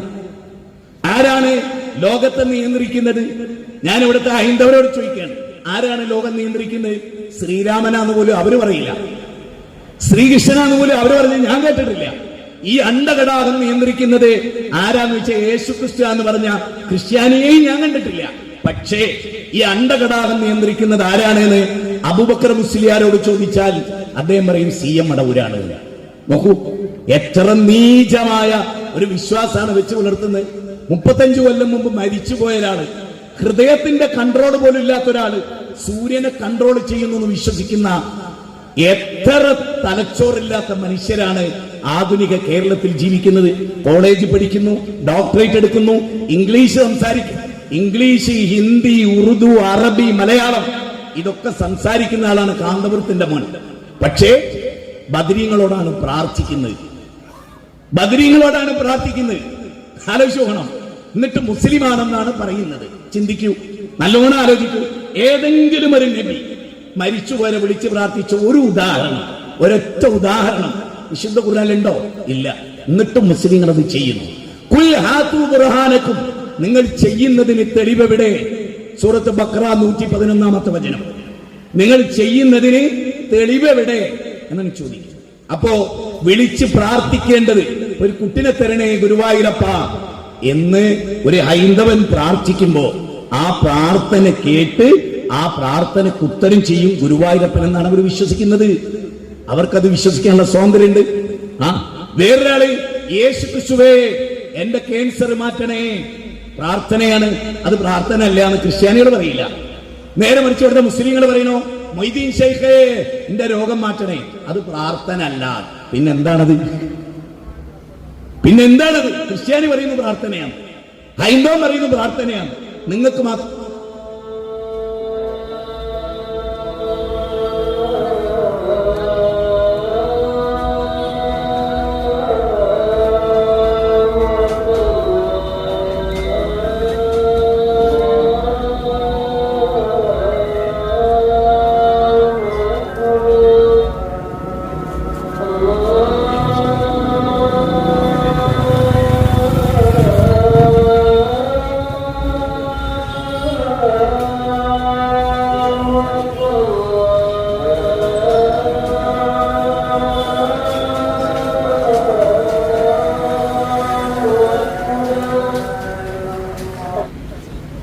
സഹോദരങ്ങളെ, ഒരു 5-6 മിനിറ്റ് കൂടെ ഞാൻ സംസാരിച്ച് നമ്മൾ നമസ്കാരത്തിന് വേണ്ടി പിരിയും.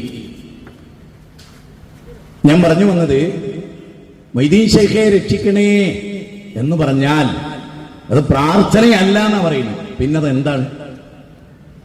മൺമറഞ്ഞു പോയ ആളുകൾ, മരണപ്പെട്ട ആളുകൾ, അതിൽ മരിച്ച ഒരാളാണ് മുഹമ്മദ് നബി സല്ലല്ലാഹു അലൈഹി വസല്ലം.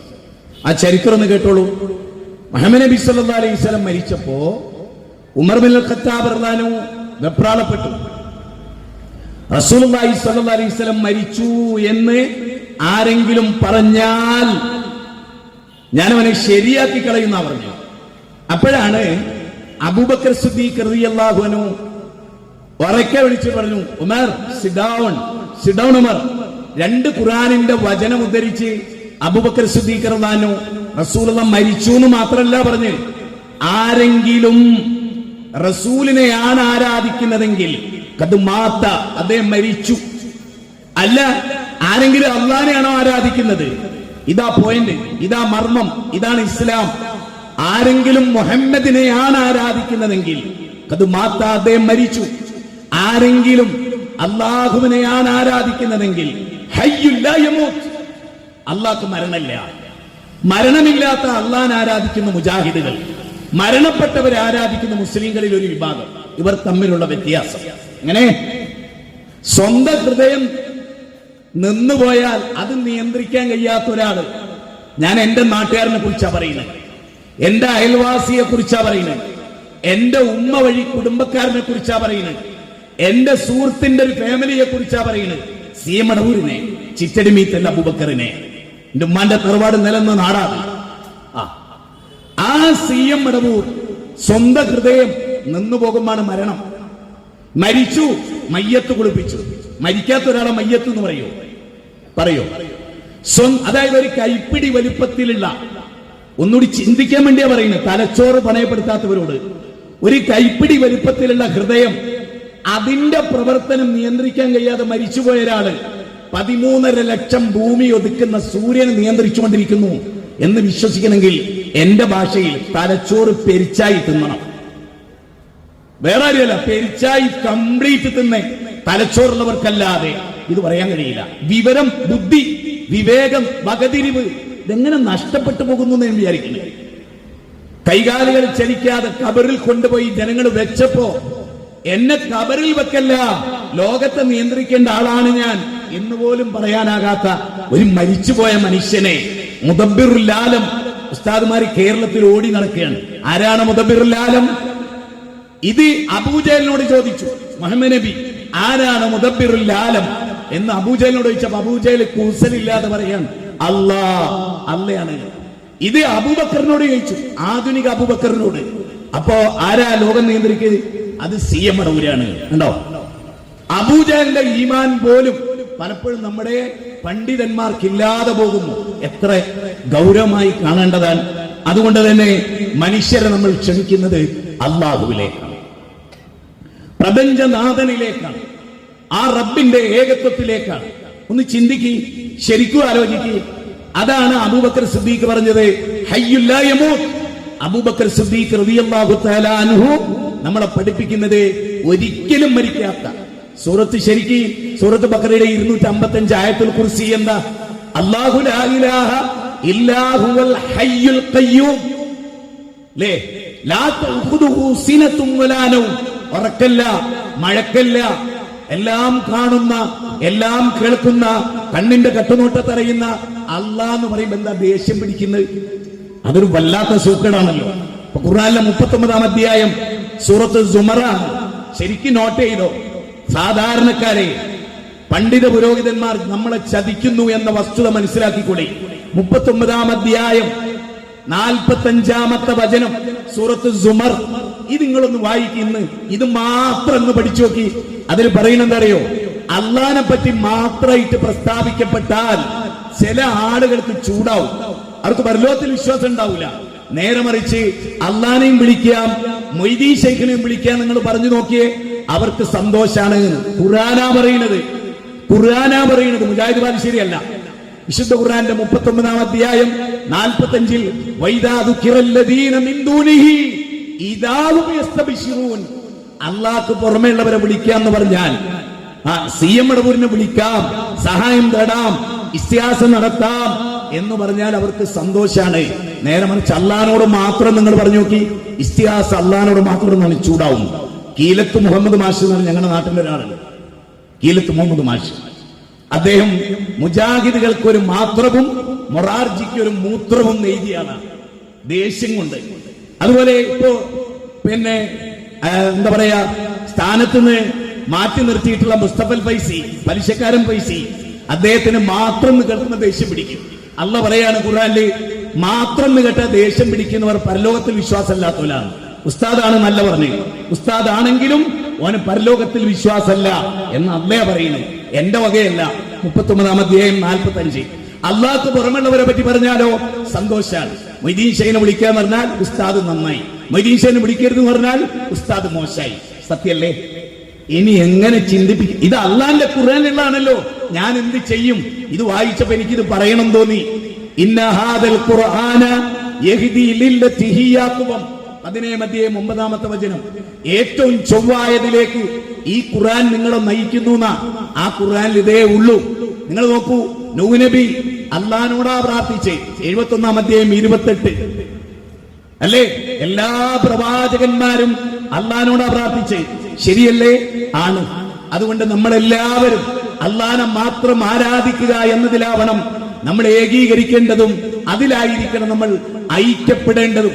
അല്ലെങ്കിൽ ഇന്നഹു മൈശ്രിക് ബില്ലാഹ് ഫഖദ് ഹറമല്ലാഹു അലൈഹിൽ ജന്ന. ശിർക്ക് ചെയ്താൽ സ്വർഗ്ഗം ഹറാമാ. 5-ാം അധ്യായം 72-ാമത്തെ വചനം. ഇൻഷാ അല്ലാഹ് നമുക്ക് ഇശാ നമസ്കാരത്തിന് വേണ്ടി പിരിയാം. ഇശാ നമസ്കാരം കഴിഞ്ഞ് എത്രയും വേഗത്തിൽ വരിക. ഞാൻ ദൂരെ നിന്ന് യാത്ര ചെയ്തു വന്ന ആളാണ്, മഗ്‌രിബിന്റെ കൂടെ ഇശാ നിസ്കരിച്ച ആളാണ്. ഞാൻ ഇവിടെ ഇരിക്കും, എനിക്ക് ഇശാ ഇല്ല എന്ന് പറയരുത്. അല്ലാഹു ഖൈറാക്കട്ടെ. അസ്സലാമു അലൈക്കും വറഹ്മത്തുള്ളാഹി വബറകാതുഹു. ബിസ്മില്ലാഹിർ റഹ്മാനിർ റഹീം. അൽഹംദുലില്ലാഹി റബ്ബിൽ ആലമീൻ. വസ്സലാത്തു വസ്സലാം അലാ റസൂലിഹിൽ അമീൻ വഅലാ ആലിഹി വസഹ്ബിഹി അജ്മഈൻ. അമ്മാ ബഅദ്. വളരെയേറെ ബഹുമാനമുള്ള സഹോദരന്മാരെ, സഹോദരികളെ, ഇനി അങ്ങോട്ട് ഒന്നുകൂടെ പ്രത്യേകമായി വിഷയത്തിൽ ശ്രദ്ധിക്കുകയും വേർതിരിച്ച് വ്യക്തമായി പ്രമാണങ്ങളുടെ അടിസ്ഥാനത്തിൽ വിഷയത്തെ മനസ്സിലാക്കുകയും ചെയ്യുക. പ്രവാചകന്മാർ അവരാരായിരുന്നു, അവരുടെ ദൗത്യം എന്തായിരുന്നു എന്ന് പരിശോധിക്കപ്പെടേണ്ടതുണ്ട്. വലഖദ് ബഅസ്നാ ഫീ കുല്ലി ഉമ്മത്തി റസൂല. എല്ലാ ജനസമൂഹത്തിലും അള്ളാഹു പ്രവാചകന്മാരെ നിയോഗിച്ചു. 16-ാം അധ്യായം 36-ലും 21-ാം അധ്യായം 25-ലും ലോകത്ത് എവിടെയൊക്കെ പ്രവാചകന്മാർ വന്നിട്ടുണ്ടോ ആ പ്രവാചകന്മാരെല്ലാം ജനങ്ങളെ ക്ഷണിച്ചത് ലാ ഇലാഹ ഇല്ലല്ലാഹ്, ഒരാരാധ്യനും ഇല്ല ഇല്ലല്ലാഹ് അല്ലാഹു അല്ലാതെ എന്ന കാര്യം പറയാനാണ്. ഷഹിദല്ലാഹു അന്നഹു ലാ ഇലാഹ ഇല്ലാ ഹുവൽ മലായികത്തു വഉലുൽ ഇൽമി ഖായിമൻ ബിൽ ഖിസ്ത്. ശുദ്ധ ഖുർആൻ പറയാം. 3-ാം അധ്യായം സൂറത്ത് ആൽ ഇംറാനിലെ 18-ാമത്തെ വചനമാണ്. അല്ലാഹ് സാക്ഷ്യം വഹിച്ചിരിക്കുന്നു, ആരാധനക്കർഹനായി അല്ലാഹു അല്ലാതെ വേറൊരാളുമില്ല എന്ന കാര്യത്തിന് അല്ലാഹ് സാക്ഷ്യം വഹിച്ചിരിക്കുന്നു. അവന്റെ കോടാനുകോടി മലക്കുകളും അവനല്ലാതെ ആരാധനക്കർഹനില്ല എന്നതിന് സാക്ഷ്യം വഹിച്ചിരിക്കുന്നു. ഉലുൽ ഇൽമി, ഇൽമുള്ളവരും ഖായിമൻ ബിൽ ഖിസ്ത്, നീതിബോധമുള്ളവരും വിദ്യാഭ്യാസമുള്ളവരും മലക്കുകളും അല്ലാഹുവും സാക്ഷ്യം വഹിച്ചിരിക്കുന്നു, അവനല്ലാതെ ആരാധനക്കർഹനില്ല എന്ന കാര്യത്തിൽ. ഫഅലം അന്നഹു ലാ ഇലാഹ ഇല്ലല്ലാഹ്, അല്ലാഹു അല്ലാതെ ആരാധനക്കർഹനില്ല എന്ന് നീ മനസ്സിലാക്കണം.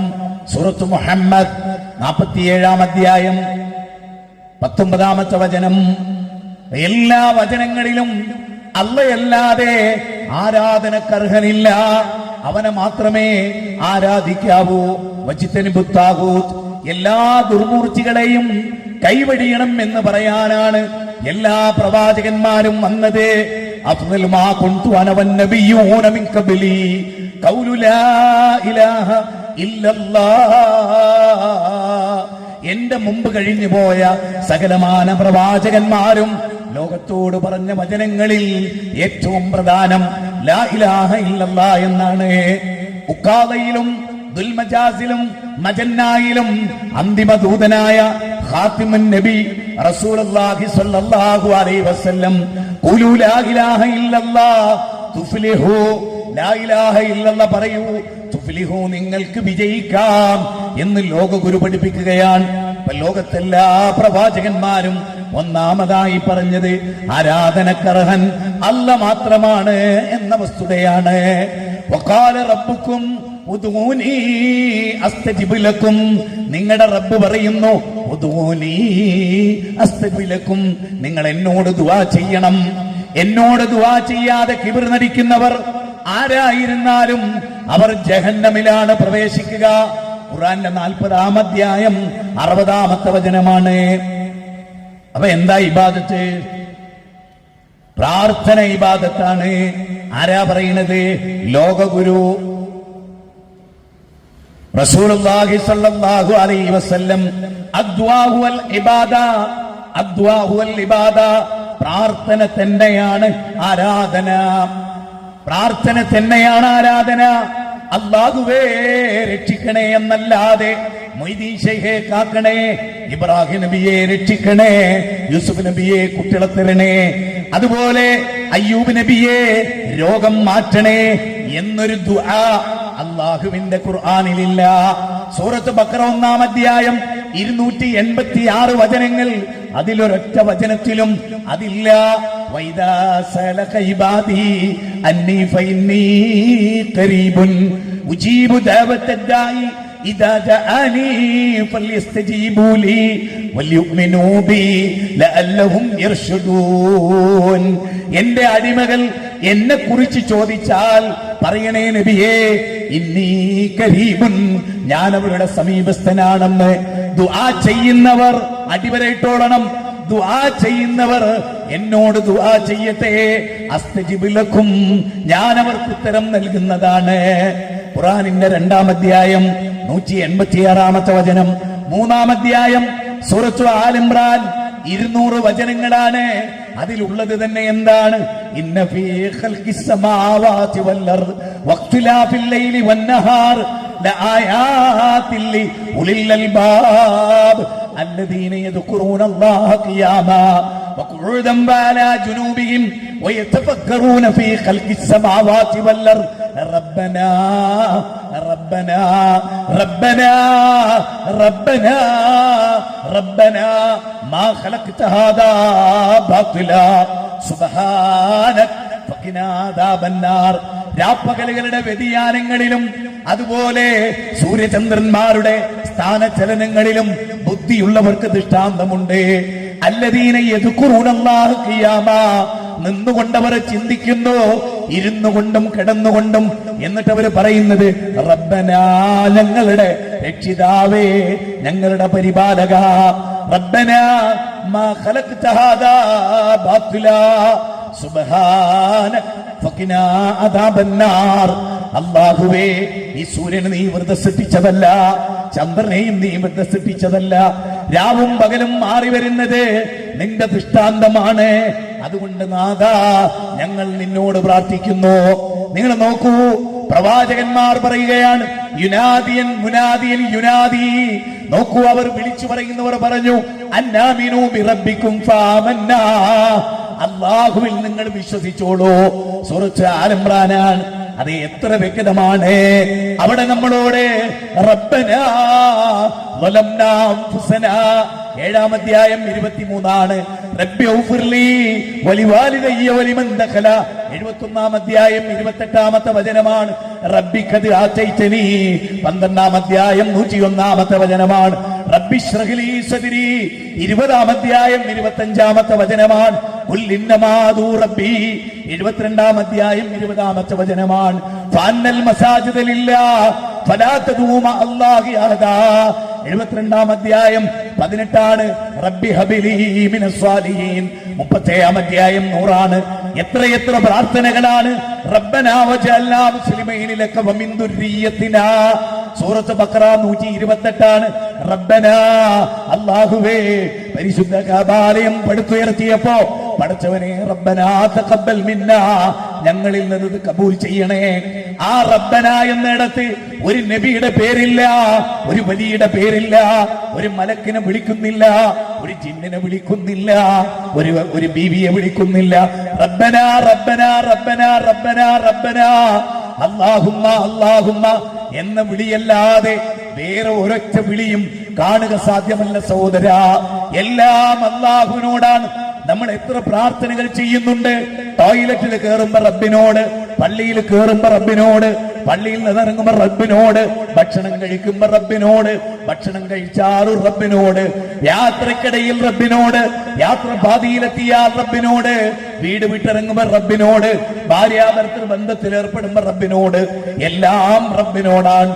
ഖുൽ ഇന്നമാ അദൂ റബ്ബീ, പറയൂ നബിയേ, പ്രവാചക പറയൂ, ഞാൻ അമ്പിയാക്കളോട് ദുആ ചെയ്യില്ലെന്ന് പറയൂ, ഞാൻ ജിന്നിനെ വിളിക്കില്ലെന്ന് പറയൂ, ഞാൻ മലക്കിനെ വിളിക്കില്ലെന്ന് പറയൂ, ഞാനൊരു വലിയനെയും വിളിക്കില്ലെന്ന് പറയൂ, ഞാൻ എന്റെ റബ്ബിനെ അല്ലാതെ മറ്റൊരാളെ വിളിക്കില്ലെന്ന് പറയൂ. ഈ ആയത്തെങ്ങനെ ചുരണ്ടിക്കളയും? ഈ ആയത്തെങ്ങനെ ഖുർആനിൽ മാറ്റിവെക്കും? എന്തിനധികം ഖുൽ അഊദു ബിറബ്ബിന്നാസ് മലിക്കിന്നാസ്, ഖുൽ അഊദു ബിറബ്ബിൽ ഫലഖ്, എല്ലാം റബ്ബിനോടല്ലേ. 113-ാം അധ്യായം റബ്ബിനോടല്ലേ, 114 റബ്ബിനോടല്ലേ, 112 റബ്ബിന്റെ കാര്യമല്ലേ, അവനെ മാത്രം വിളിക്കണമെന്നല്ലേ. ജീവിതത്തിൽ ഏതെങ്കിലും ഒരു ദുആ അല്ലാത്തവരോടുണ്ടോ? പരിശോധിക്ക്.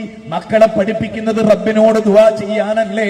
നമുക്ക് മാത്രം മൊയ്തീൻ ശൈഖയെ രക്ഷിക്കണേ, എവിടുന്ന് കിട്ടി?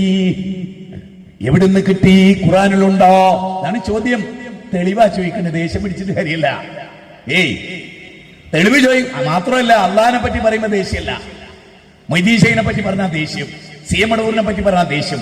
ഈമാനില്ലായിട്ടാ ചങ്ങായി, കേട്ടോ, ഈമാനില്ലായിട്ട. ഈമാനുണ്ട് ഉണ്ടാവില്ല. റബ്ബിനൊരാൾ ഇകഴ്ത്തിയാൽ ഈമാനുള്ളവനും ക്ഷുഭിതനാകും. നേരെ മറിച്ച് നിങ്ങളോ സൃഷ്ടിയെ ഇകഴ്ത്തിയാൽ നിങ്ങൾക്ക് ദേഷ്യം പിടിക്കും. സൃഷ്ടാവിനെ ഏത് അനല്ല, ഞാനാ അല്ല, ആര് പറയാ? CM അടൂര് പറയാ. അപ്പൊ നിങ്ങൾക്ക് ദേഷ്യമില്ല. അപ്പൊ ദേഷ്യമില്ല. അനല്ലാന്ന് പറഞ്ഞാൽ നിങ്ങൾക്ക് ദേഷ്യമില്ല. ഏതൊരു പടപ്പ് കാഷ്ടിക്കുന്ന മൂത്രിക്കുന്ന ഒരു തെൻ, കയ്യും കാലും കേടരുന്ന ഒരു തെൻ, ഞാനാണ് അല്ലാ എന്ന് പറഞ്ഞാൽ നിങ്ങൾക്ക് ദേഷ്യമില്ല. നിങ്ങൾക്ക് എപ്പോഴാ ദേഷ്യം? മൊയ്തീൻ ശൈഖിനെ പറ്റി പറഞ്ഞാൽ. ചീറ്റൊന്നും പറയണ്ട, മൊയ്തീൻ ശൈഖ് അല്ലടാ നമ്മളെ കുറ്റം പറയുന്ന ആൾ. മനസ്സിലായോ?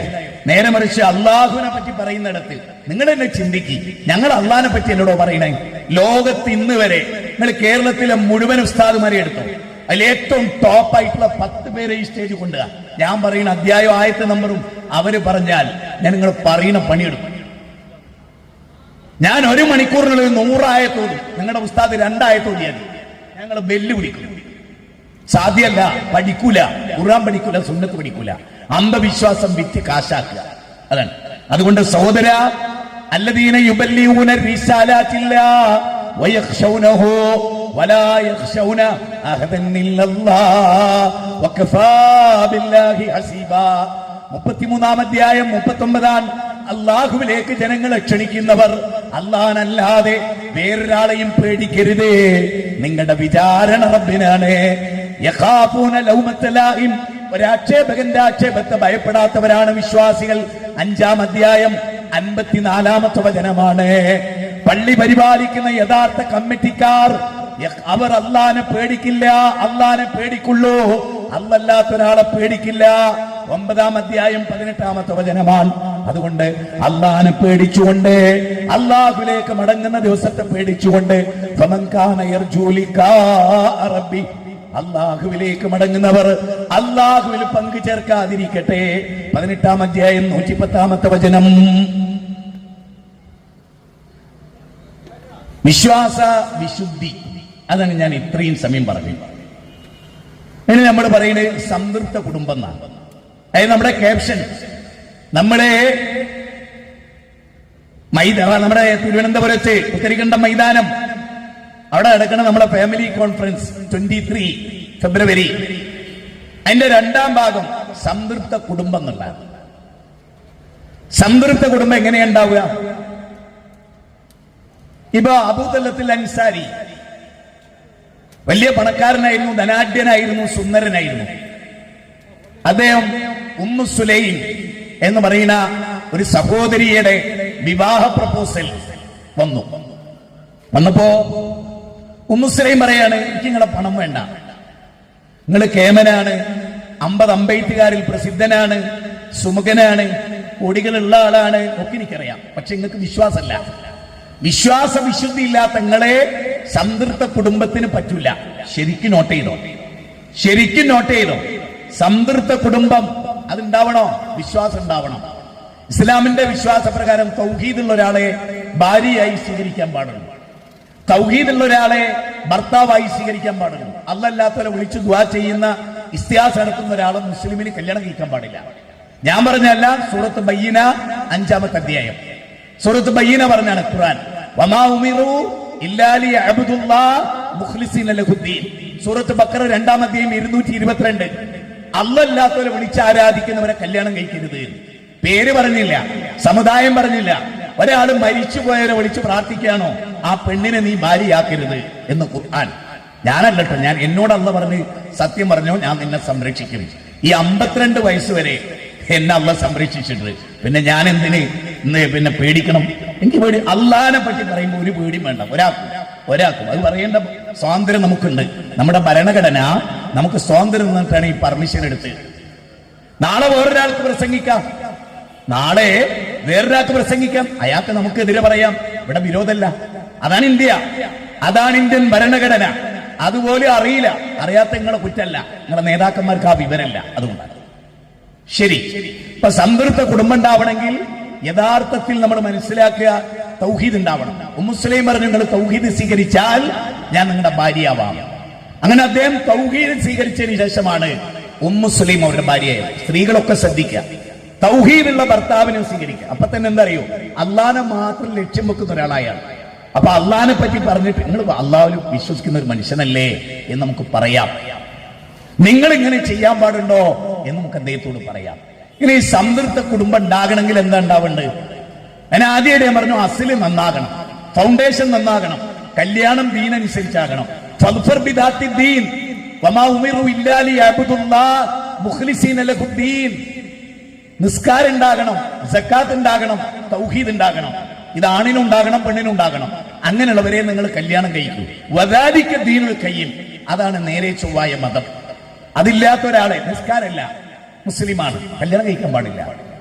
തീരെ നിസ്കാരമില്ലാത്തൊരു പെണ്ണ്, അവൾ കല്യാണം കഴിക്കാൻ പാടില്ല. എത്ര ഗൗരവമായ കാര്യമാണ്. പക്ഷെ നമ്മൾ ആലോചിച്ചോ? ഇല്ല. കാരണം നിസ്കാരമുള്ള ഒരാളെ പറ്റി നമുക്ക് നന്നാക്കാം. നിസ്കാരത്തിലൂടെ നന്നാകും. ഇന്ന സ്വലാത്ത തൻഹാ അനിൽ ഫഹ്ശാഇ വൽ മുൻകർ. വെറുക്കപ്പെട്ടതും നീചവുമായ എല്ലാ കാര്യത്തൊന്നും നിസ്കാരം മനുഷ്യനെ നന്നാക്കും. അതുകൊണ്ടാ അള്ളാഹ് പറഞ്ഞ് സംതൃപ്ത കുടുംബം ഉണ്ടാകണമെങ്കിൽ അള്ളാഹനെ മാത്രം ആരാധിക്കുകയും നമസ്കരിക്കുകയും സക്കാത്ത് കൊടുക്കുകയും ചെയ്യുന്ന ഒരു പുരുഷനാകണം. വദാലിക ദീനുൽ ഖയ്യിം. തീർന്നില്ല ഫൻകിഹു അയാമാ മിൻകും വസ്സാലിഹീന മിൻ ഇബാദിക്കും വഇമായിക്കും ഇൻ യകൂനു ഫുഖറാ യുഗ്നിഹുമുല്ലാഹു മിൻ ഫദ്ലി. 24:32. അതിൽ പറയുന്നത് എന്തറിയോ? സാലിഹാകണം, ആണായാലും പെണ്ണായാലും നല്ലവരാകണം. നല്ല കുടുംബത്തിൽ നിന്ന് സ്ത്രീകളെ എടുക്കണം, നല്ല കുടുംബത്തിൽ നിന്ന് പുരുഷനെ എടുക്കണം. അങ്ങനെ എടുത്താൽ ആ ജീവിതം മെച്ചപ്പെടുത്താം, സംതൃപ്തമാകാം. ഇനിയോ നമ്മളെല്ലാവർക്കും അറിയാവുന്ന ഒരു സംഗതി പറയാം. ഒരു കൃഷിക്കാരൻ, കർഷകൻ, അയാൾ ഏറ്റവും ഗൗരവമായി ആലോചിക്കുക, അയാൾ എന്ത് വിത്താണ് ഇറക്കുന്നതെന്നാണ്, എന്ത് കൃഷിയാണ് ചെയ്യുന്നത്, അതിന് ഏറ്റവും പറ്റിയ മണ്ണ്, കൃഷിയിടം അയാൾ തെരഞ്ഞെടുക്കും. ഉറപ്പാണോ? ആണ്. അത് നിങ്ങൾക്കൊക്കെ അറിയില്ലേ? ഏറ്റവും നല്ല കൃഷിയിടം മൊട്ടപ്പാറയിൽ കൊണ്ടുപോയിട്ട് വെക്കില്ല. മൊട്ടപ്പാറയിൽ കൊണ്ടുപോയിട്ട് അവിടെ ആരും കൃഷി വെക്കില്ല. നല്ല മണ്ണാവണം, അല്ലേ? നല്ല മണ്ണാവണം, നല്ല പശിമയുള്ള മണ്ണാവണം, വളക്കൂറുള്ള മണ്ണാകണം, ഉൽപാദന കപ്പാസിറ്റിയുള്ള മണ്ണാകണം. സമ്മതിച്ചോ? അതുപോലെ തനിക്ക് കുട്ടികൾ ഉണ്ടാകുന്നത് തന്റെ ഭാര്യയിലൂടെ മാത്രമാകണം.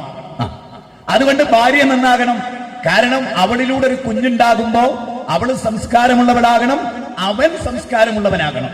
അപ്പോഴാ കുട്ടികൾ നന്നാവുക. 10 ഗുണം 10 ഗുണം. ചൊട്ടയിലെ ശീലം ചുടല വരെ. ഒരു ടാങ്ക് നിറയെ ചളിവെള്ളാണ്, വൃത്തികെട്ട വെള്ളാണ്, അതിൽ ഒരുപാട് മാലിന്യങ്ങളുണ്ട്, ഒരുപാട് രോഗാണുക്കളുണ്ട്. എങ്കിൽ ടാപ്പ് തുറന്നാൽ എന്തേ കിട്ടുള്ളൂ? ടാപ്പ് തുറന്നാൽ ചളിവെള്ളേ കിട്ടുള്ളൂ. ബാപ്പയും ഉമ്മയും നന്നാകണം.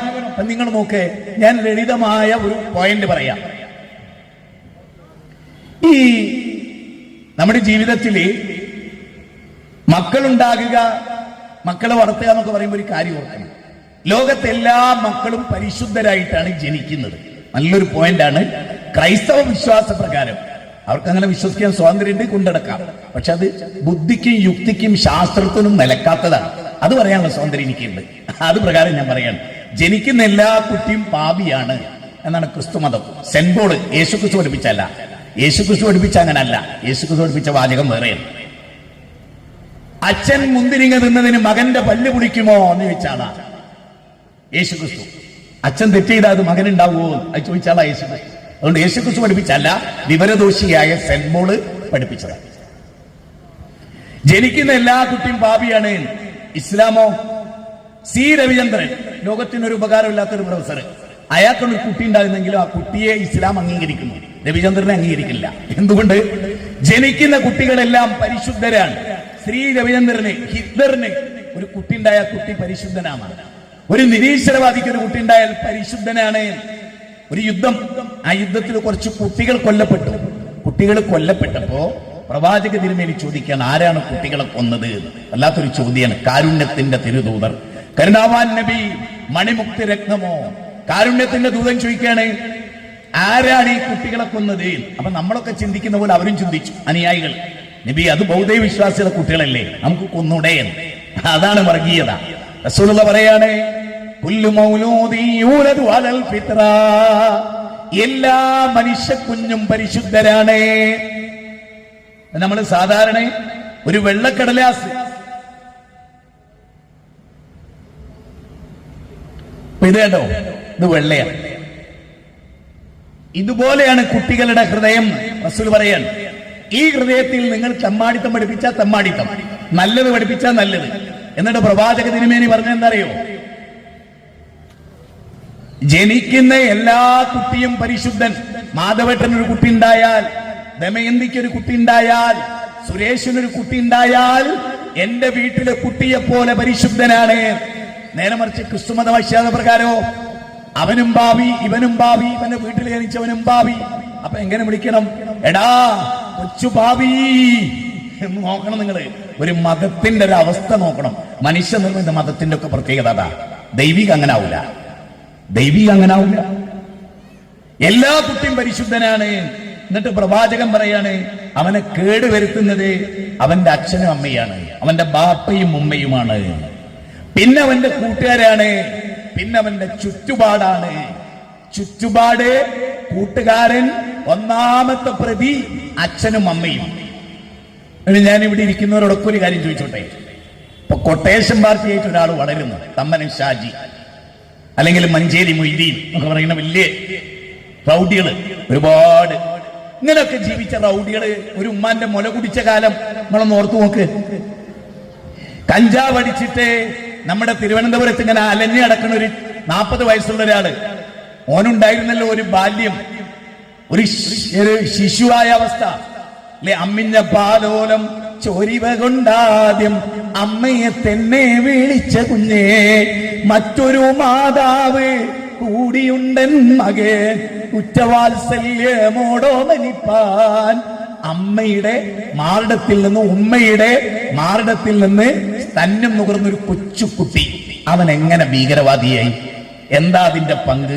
ഞാനൊരു കാര്യം പറഞ്ഞോട്ടെ, കൂട്ടുകാരുടെ കൂടെ സ്വന്തം മകൻ ചെലവഴിക്കുന്ന അത്ര കൂട്ടുകാരോടുള്ള സ്വാതന്ത്ര്യം പോലൊരു സ്വാതന്ത്ര്യം മക്കൾക്ക് വീട്ടിലില്ല. ഒരു ഉദാഹരണം പറയാം. മകള് പറയാണ്, +2 പറയുന്നത്, ഞാൻ ടൂർ പോവുകയാണ്. അവ വാപ്പ ചോദിച്ചു എങ്ങോട്ടാണ്? ഊട്ടിയിലേക്കാണ്. ആയിക്കോട്ടെ, എല്ലാരും പോയിക്കോട്ടെ, നീയും പോന്നോ എന്റെ കാറില്. അവര് പോയി ഇറങ്ങുന്നിടത്ത് ഞാൻ ഇറക്കി തരും, ഞാൻ അവിടെ ഒക്കെ ഉണ്ടാവും എന്ന് പറഞ്ഞാൽ ആ കുട്ടി ആദ്യം പറയുന്ന വാക്കെന്തറിയോ? ഞാൻ മരിക്കണവരെ ടൂർ പോകുന്നില്ല.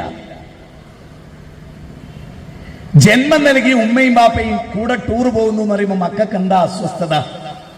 ഞാൻ പറയാ, തെമ്മാടിത്തം ചെയ്യാൻ പൂതിയുള്ള മോളാവള്. അതുകൊണ്ട് നിങ്ങളുണ്ട് സ്വാതന്ത്ര്യമില്ല, നിങ്ങളില്ലാത്ത ലോകത്തെ സ്വാതന്ത്ര്യം ആസ്വദിക്കുന്ന നിങ്ങളുടെ മകൾ. എന്തുകൊണ്ട് നിങ്ങളുടെ മകൾ അങ്ങനെയായി? ലോകത്ത് ശരിക്കും ഒരു ബാപ്പാരെ മക്കള് പറയേണ്ട എന്താ? ബാപ്പ പോന്നോളൂ, ഉമ്മ പോന്നോളൂ, ഞങ്ങൾക്കൊരു പ്രശ്നം, ഞങ്ങൾക്ക് ടൂർ പോയാൽ.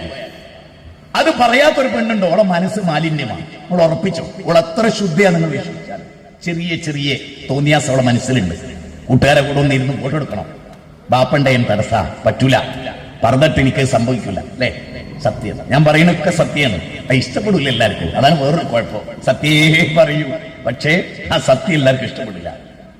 സത്യം പറയരുതെന്ന് പറഞ്ഞാൽ ആ സത്യം മാത്രമേ പറയൂ. അങ്ങനെ കാരണം അള്ളാഹ് നമ്മളോട് പറഞ്ഞത് സത്യമേ പറയാവൂ. കുലിൽ ഹഖ വഇൻ കാന മുറാ. എത്ര കൈപ്പുണ്ട എന്ന് പറഞ്ഞ ഒരു കല്ലേറി ചെവിക്കുറ്റിക്ക് കൊണ്ട് സാരല്ല, സത്യം പറഞ്ഞോ. ഒരടിയിട്ടി സത്യം പറഞ്ഞോ. ഇന്ന് വരെ ഒരാളെയും പേടിച്ചൊന്നും പറയാതിരുന്നിട്ടില്ല. അവർ പൂതി മനസ്സിൽ വെച്ചാൽ മതി എല്ലാവരും കേട്ടോ. അതുകൊണ്ട് ഞാൻ പറയാണ്, ശരിക്ക് കുടുംബം നന്നാകണോ, ബാപ്പയും അമ്മയും നന്നാകണം. ഇനി ഒരു മുസ്ലിമിന്റെ വീട്, അത് മാത്രം ഓരോന്ന് പോയിന്റ് പറഞ്ഞു പോകാൻ അല്ലാഹ് ഖുർആനിൽ പറയാണ്. ഏത് ഖുർആനില്? പരിശുദ്ധ ഖുർആനില്, മുഹമ്മദ് നബി സല്ലല്ലാഹു അലൈഹി വസല്ലം ഓതി തന്ന ഖുർആനില്. ഞാൻ പല സ്ഥലത്തും പ്രസംഗിക്കും, എന്നോട് ആളുകൾ ചോദിക്കും ഇങ്ങനെയൊക്കെ ഖുർആനിലുണ്ടോ എന്ന് പറഞ്ഞാൽ നമ്മൾ ഉമ്മത്ത് ഖുർആൻ പഠിക്കണില്ല. തഖ്ബീറുൽ ഇഖ്വാൻ മിൻ തർജമത്തിൽ ഖുർആൻ ഒരു പുസ്തകത്തിന്റെ പേരാ, ഇ.കെ. അസം മുസ്ലിയാർ എഴുതിയ. ആ പുസ്തകത്തിന്റെ പേര് എന്നറിയോ? പൊതുജനങ്ങള് ഖുർആൻ അർത്ഥസഹിതം പഠിക്കുന്നതിൽ നിന്ന് അവരെ തടുക്കുന്ന ഗ്രന്ഥം ഉണ്ടോ? ഇബ്ലീസ് എഴുതിയതല്ല, മൊയ്ലിയാർ എഴുതിയ.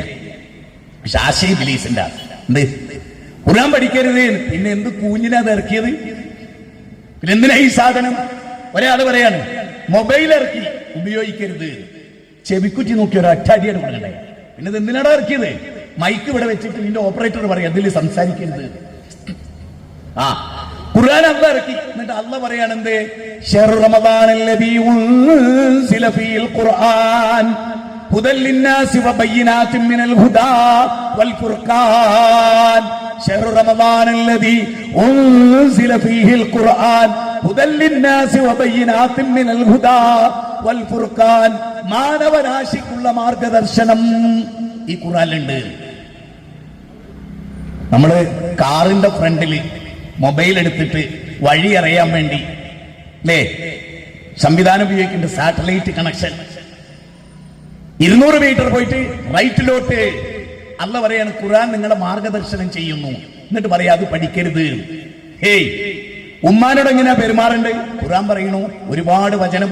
2-ാം അധ്യായം 83-ാമത്തെ വചനം, 3-ാം അധ്യായം അതുപോലെ 4-ാം അധ്യായം 36-ാമത്തെ വചനം, 6-ാം അധ്യായം 151-ാമത്തെ വചനം, 23-ാം അധ്യായം 17-ാം അധ്യായം 23-ാമത്തെ വചനം, 31-ാം അധ്യായം 14-ാമത്തെ വചനം, 15-ാമത്തെ വചനം.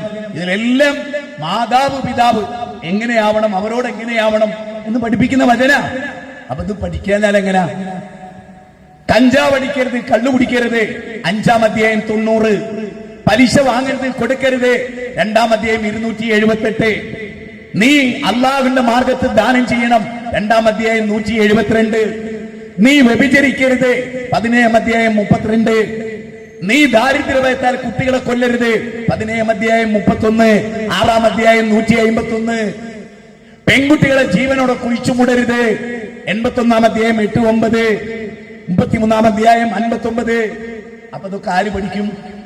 സ്ത്രീധനം വാങ്ങരുത്, 24-ാം അധ്യായം 32. സ്ത്രീധനം വാങ്ങരുത് എന്ന് ഖുർആൻ പഠിക്കാതെ എങ്ങനെ പഠിക്കും?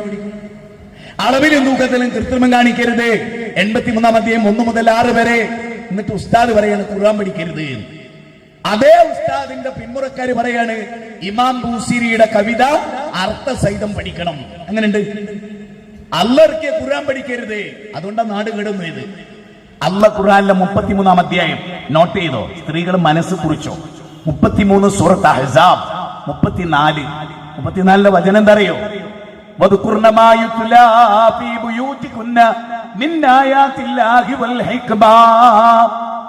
ഖുർആനിലുള്ളതാ. എന്താ പറയുന്ന അറിയോ?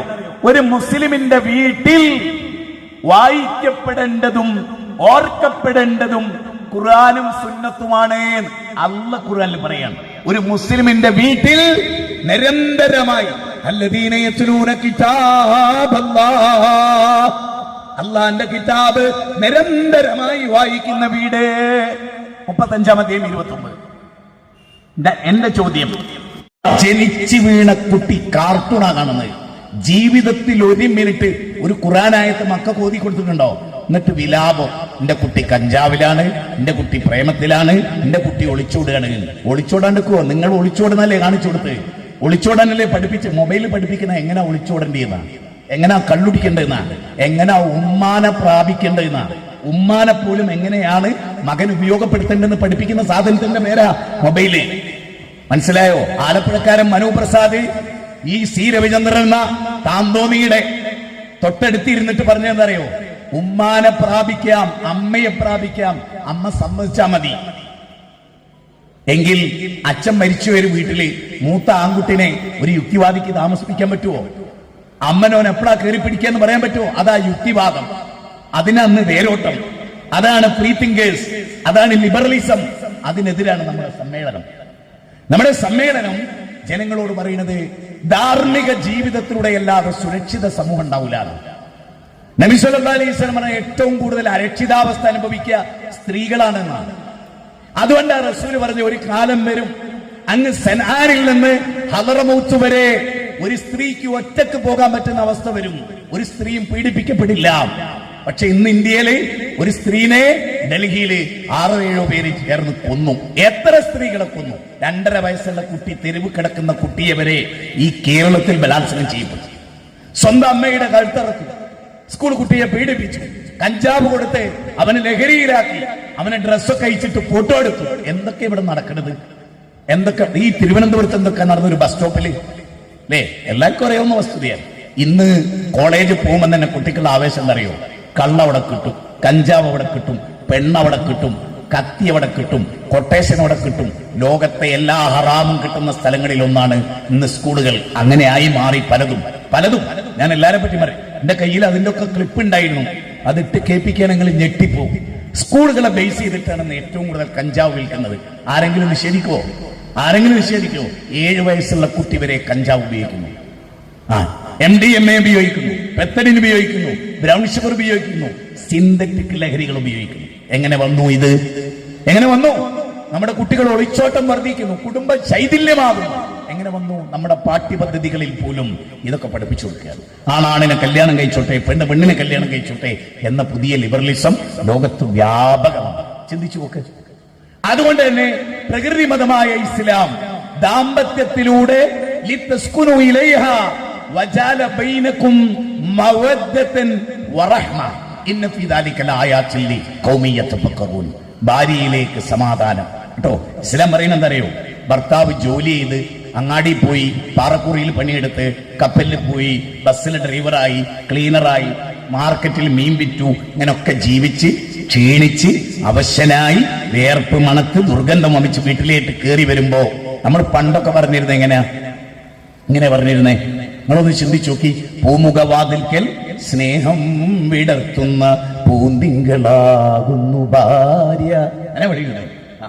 ഇന്നോ പൂമുഖവാതുക്കൽ സ്നേഹം വിടർത്തുന്ന പൂന്തിങ്കളാകുന്നു ഭർത്താവ്. കാരണം എന്താ? ഓക്കാ ജോലി, ഓനോള് ഓസിക്ക് തിന്നുന്നോനാ ഇന്ന് ഭൂരിപക്ഷം. ഓള് ജോലിക്ക് പോയി ടെക്നോ പാർക്കിന്ന് രാത്രി 8 മണിക്ക് വരുമ്പോ ഓനെന്താ ചെയ്യുന്ന അറിയോ? കോളിംഗ് ബെൽ അടിച്ചപ്പോ പണ്ട് പെണ്ണായും ചെയ്യാ, ഇങ്ങനെ ചെല്ലേണ്ട പെണ്ണിന് പകരം ഓൻ ഇങ്ങനെ ചെല്ലുക. മനസ്സിലായില്ലേ? എന്നിട്ടോ ചേട്ട ചേട്ട എന്ന് പറയേണ്ടതിന് പകരം ചേച്ചി ചേച്ചി. കുളിക്കാൻ വെള്ളെടുത്ത് വെച്ചിട്ടുണ്ട് കേട്ടോ. ആര്? ഭർത്താവ്. ഇന്നത്തെ ലോകം അതാ. നമ്മൾ പണ്ട് പാടിയൊക്കെ അങ്ങനെയാണ് അല്ലേ? എല്ലാം ഹൃദയം കൊണ്ട് എഴുതുന്ന കവിത, പ്രണയാമൃതം അതിൻ ഭാഷ, അർത്ഥം അനർത്ഥമായി കാണാതിരുന്നാൽ, അക്ഷരത്തെറ്റ് വരുത്താതിരുന്നാൽ അത് മഹാകാവ്യമാണ്. എല്ലാം മാറി അല്ലേ? എല്ലാം മാറിയില്ലേ? ഇന്ന് പെണ്ണിനാണ് ആധിപത്യം എവിടെയും എവിടെയും. അതുകൊണ്ട് എന്തുണ്ടായി? റഷ്യ ഗോർബച്ചോവ് അദ്ദേഹം പറയുന്നത് എന്താ അറിയോ? പെണ്ണുങ്ങളെ നിങ്ങളെ ജോലിക്ക് പറഞ്ഞേക്കുന്ന കാലത്ത് ഞങ്ങൾക്ക് തോന്നി അതൊരു വലിയ വിപ്ലവ ചിന്തയെന്നാ. ഇപ്പൊ ഞങ്ങൾക്ക് മനസ്സിലായി ഇസ്ലാം പറഞ്ഞാണ് ശരി. പെണ്ണിന് ജോലി ഉണ്ടായിരുന്നു, അപ്പോൾ ആ ജോലി ഒഴിവാക്കിച്ചു. അതെന്താ? ഏറ്റവും ക്വാളിറ്റിയുള്ള മക്കളെ നിർമ്മിക്കുക എന്നുള്ളതായിരുന്നു അവരുടെ ജോലി. അപ്പണി ഓക്ക് വേണ്ട, നിങ്ങൾ വെച്ചു പെറ്റിടുക, എന്നിട്ട് വേറെ ആർക്കോ കുട്ടീനെ കൊടുക്കുക. ആ ചെങ്ങായിന്റെ തെമ്മാടിത്തം മുഴുവനും ആ കുട്ടിയിൽ അവന്റെ ലൈംഗികത വരെ ഓൻ പ്രകടിപ്പിക്കുന്ന ലോകത്ത് ഓനെ ഏൽപ്പിച്ചു കൊടുക്കും. കാരണം എന്താ? പ്രസവിച്ചിട്ട് ഒരു 3 മാസമൊക്കെ ലീവ് എടുക്കും, പിന്നെ മുലപ്പാല് കൊടുത്ത് പോവുക, എന്നിട്ട് അവിടെ നിന്ന് നീറുക, സ്കൂളിലിരുന്ന് നീറുക. നീ അമ്മ. നേരെ മറിച്ച് ഗാന്ധിജീന്റെ അമ്മ അങ്ങനെയല്ല, അതുകൊണ്ട് ഗാന്ധിജീനെ കിട്ടി. നെഹ്റുവിന്റെ അമ്മ അങ്ങനെയല്ല, അതുകൊണ്ട് നെഹ്റുവിനെ കിട്ടി. അല്ലെ? തോമസ് ആൽവാ എഡിസന്റെ അമ്മ ശ്രേഷ്ഠതയുള്ള അമ്മയാ. മൗലാന മുഹമ്മദ് അലി ജൗഹറിന്റെ ഉമ്മ, അവരൊക്കെ വീട്ടിലിരുന്ന് മക്കളെ വളർത്തി. അത് തന്നെ ലോകത്തില് പുരുഷനെ വഹിക്കാൻ പറ്റാത്ത വലിയ ജോലിയാ. അതുകൊണ്ട് റസൂൽ എന്ത് പറഞ്ഞേ? അല്ലുമു മദ്രസത്തുൻ. ഇനി ഞാൻ പറഞ്ഞിട്ട് നോക്കുക, ഇന്ന് ജീവിക്കുന്ന ഈ ഇരിക്കുന്ന സ്ത്രീകളിൽ ഒരു മൗലാന മുഹമ്മദ് അലി ജൗഹറിനെ വളർത്തുന്ന ഒരു ഉമ്മ ഉണ്ടാകുമോ? ഞാൻ വെല്ലുവിളിക്കുന്നുണ്ടാവില്ല. കഴിയില്ല നിങ്ങൾക്ക്. നിങ്ങൾ മൊബൈലിൽ വീടിട്ട് കിടക്കുക, നിങ്ങൾക്ക് കഴിയില്ല. ഞാൻ ഒന്നുകൂടെ പറയാ, ക്ഷമിക്കണം. മോള് മേലെ റൂമില് കോണി കയറി, മോള് മേലെ റൂം കുറ്റിയിട്ട് വൈഫൈ കണക്ഷൻ ഉണ്ട്. ഓൾ അമേരിക്കയിലുള്ള കാമുകനായിട്ട് ബന്ധം, ലണ്ടനിലുള്ള കാമുകനായിട്ട്, കാനഡയിലുള്ള കാമുകനായിട്ട് ബന്ധം. ഉമ്മാക്കോ ഓട്ടോറിക്ഷക്കാരനായിട്ട് ബന്ധം. അതുകൊണ്ട് മോക്കറിയാം ഉമ്മ ഓട്ടോറിക്ഷക്കാരൻ്റെതാണ്, ഞാൻ ലണ്ടൻകാരൻ്റെതാണ്. ഉമ്മ മോളെയും നോക്കൂല, മോള് ഉമ്മാനെ നോക്കൂല. മോള് താഴോട്ട് ഇറങ്ങൂല, ഉമ്മ മേലോട്ടും കയറൂല. ഇനി ഉമ്മാന്റെ കാമുകം എന്ന് കാര്യങ്ങളൊക്കെ കഴിച്ചു പോയാലും മോള് വരില്ല. ഭക്ഷണം വിളമ്പി വെച്ചാ വരെ 3/4 മണിക്കൂർ വിളിച്ചാലേ പെണ്ണ് താഴോട്ട് വരും. ഇന്ന് മുട്ടടിച്ചു തരുന്ന പെൺകുട്ടികളില്ല, പ്ലേറ്റ് കെക്കുന്ന പെൺകുട്ടികളില്ല, ചായ ഉണ്ടാക്കാൻ അറിയുന്ന പെൺകുട്ടികളില്ല. ഇല്ല ഇല്ല ഇല്ല. എന്താ കാരണം? അത് പഠിക്കുക. എന്ത് പഠിക്കുക? എരപ്പനാകാൻ പഠിക്കുക, ചെറ്റത്തരം പഠിക്കുക. ഏട്ടാ പൊന്നു കുട്ടി കോളേജ് പഠിക്കാൻ എന്ന് പഠിച്ചിട്ട് എന്തേ വന്ന് ഉമ്മാനെയും ബാപ്പാനെയും വേണ്ട, ഞാൻ 1 മാസം കണ്ട കാമുകന്റെ കൂടെ പോവുക. കഴിഞ്ഞ ദിവസം ഒരു ബാപ്പയും ഒരു മോളെന്റെ അടുത്ത് കൊണ്ടുവന്നു, ഒരു മുസ്ലിം കുടുംബത്തിൽ നിന്ന് കൊണ്ടുവന്നിട്ട് പറഞ്ഞു, ഇവള് മുറുകിയ പ്രേമത്തിലാണ്. കഴിഞ്ഞ ദിവസം ഞങ്ങളൊരു കത്ത് പിടിച്ചു, ഫോണിൽ ഞങ്ങൾ പിടിച്ചു വെച്ചപ്പോൾ വേറെ വഴിയില്ല. അപ്പൊ കത്ത് എഴുതി ഒരാളെടുത്ത് കൊടുത്തു വിട്ടു. എന്ത്? ഉമ്മാനെയും ഉപ്പാനെയും കണ്ണ് വെട്ടിച്ച് എന്റെ കൂടെ നീ വരുമോ, നമുക്ക് നല്ലൊരു ജീവിതം തീർക്കാം. ഇതൊക്കെ വായിച്ച് പുളകം കൊണ്ടൊരു പെൺകുട്ടി. ശരിക്കും ചിന്തിക്കണേ, ഈ പെൺകുട്ടിനോട് ഞാൻ ഒറ്റ ചോദ്യമേ ചോദിച്ചിട്ടുള്ളൂ. എടി, അവന് നീ പരിചയപ്പെട്ടിട്ട് എത്ര കാലായി? 1 കൊല്ലം. ഞാൻ ചോദിച്ചു, ഇതാരാ? ഇത് ഉമ്മ. ഉമ്മ നിന്നെ പോറ്റുന്ന എത്ര കാലായി? 22 കൊല്ലം. ഉമ്മാനെ നീ എത്ര കൊല്ലം കണ്ടു? 22 കൊല്ലം.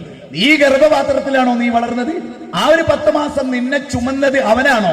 അല്ല, നിന്റെ ഉമ്മയാ. സമ്മതിച്ചോ? സമ്മതിച്ചു. നീട്ട ഡ്രസ്, നിനക്ക് കത്തെഴുതുമ്പോ നീ വായിക്കാൻ പഠിച്ചത് പഠിപ്പിച്ചത് ഈ ബാപ്പയാ.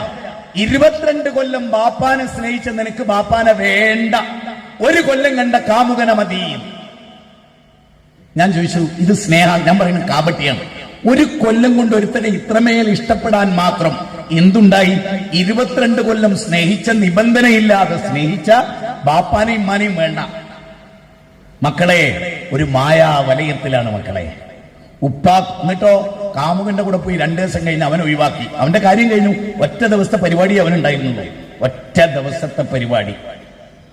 ഒരു തുള്ളി ഇന്ദ്രിയം, അതേ അവന്റെ ലക്ഷ്യം ഉണ്ടായിരുന്നു. അത് കഴിഞ്ഞു. ഇനി അവൻ പറയും അടുത്ത ബസ്സിൽ ഇജ്ജാട് കയറിക്കോളും കേട്ടോ. ഇന്ന് ഗർഭിണിയാകാത്ത എത്ര പെൺകുട്ടികളുണ്ട് ചിന്തിച്ചോ? 12 വയസ്സ്, 13 വയസ്സ് അല്ലേ? 12 വയസ്സ്, 13 വയസ്സ്, 14 വയസ്സ്, ഇങ്ങനെയാ വയസ്സ്. ഗർഭിണികളാകുകയാണ്. എന്നിട്ട് നമ്മൾ പറയാ 22ാമത്തെ വയസ്സിൽ കല്യാണം കഴിച്ചാൽ മതി. ഏത് കല്യാണോ? 4ാമത്തെ കല്യാണോ? ഏത്? നമ്മുടെ ഇന്ത്യ പറയാണ് 22 മതി. അപ്പൊ 5 ഗർഭം കഴിഞ്ഞിട്ട് മതിയെന്ന്. അതാണ് അതിന്റെ അർത്ഥം. കോടതി ഏണി വെച്ചു കൊടുക്കുക, കോടതികൾ ഏണി വെച്ചു കൊടുക്കുക. കാരണം കോടതിയിൽ ജീവിക്കുന്നത് യുക്തിവാദികളാണ്. ജഡ്ജിയായിട്ട് വരുന്ന യുക്തിവാദിയാണ്, നിരീശ്വരവാദിയാണ്. ഓൻ പറയാ സ്വവർഗതി കുഴപ്പമില്ല, ഓന് നിന്റെ ആളാ, ജെൻഡർ പൊളിറ്റിക്സിന്റെ ആളാ, അതുകൊണ്ട് ഓന്റെ തലച്ചോറിൽ വൃത്തികേടേ ഉണ്ടാവുള്ളൂ, ഓൻ ജഡ്ജിയായിരുന്ന വൃത്തികേടേ വരൂ. അങ്ങനൊക്കെ പറയാവോ? അങ്ങനെ ആൺകുട്ടികൾ പറയും, ആണും പെണ്ണും കെട്ടൂല് പറയില്ല. അത്രേ ഉള്ളൂ. മനസ്സിലായോ? മനസ്സിലായോ? ലോകം അങ്ങോട്ടാ പോകുന്നത്. അത് തടുക്കാനാ നമ്മള്. തിന്മക്കെതിരെ ശബ്ദിക്കാനാ, തിന്മ കണ്ട് നോക്കിക്കാനല്ല.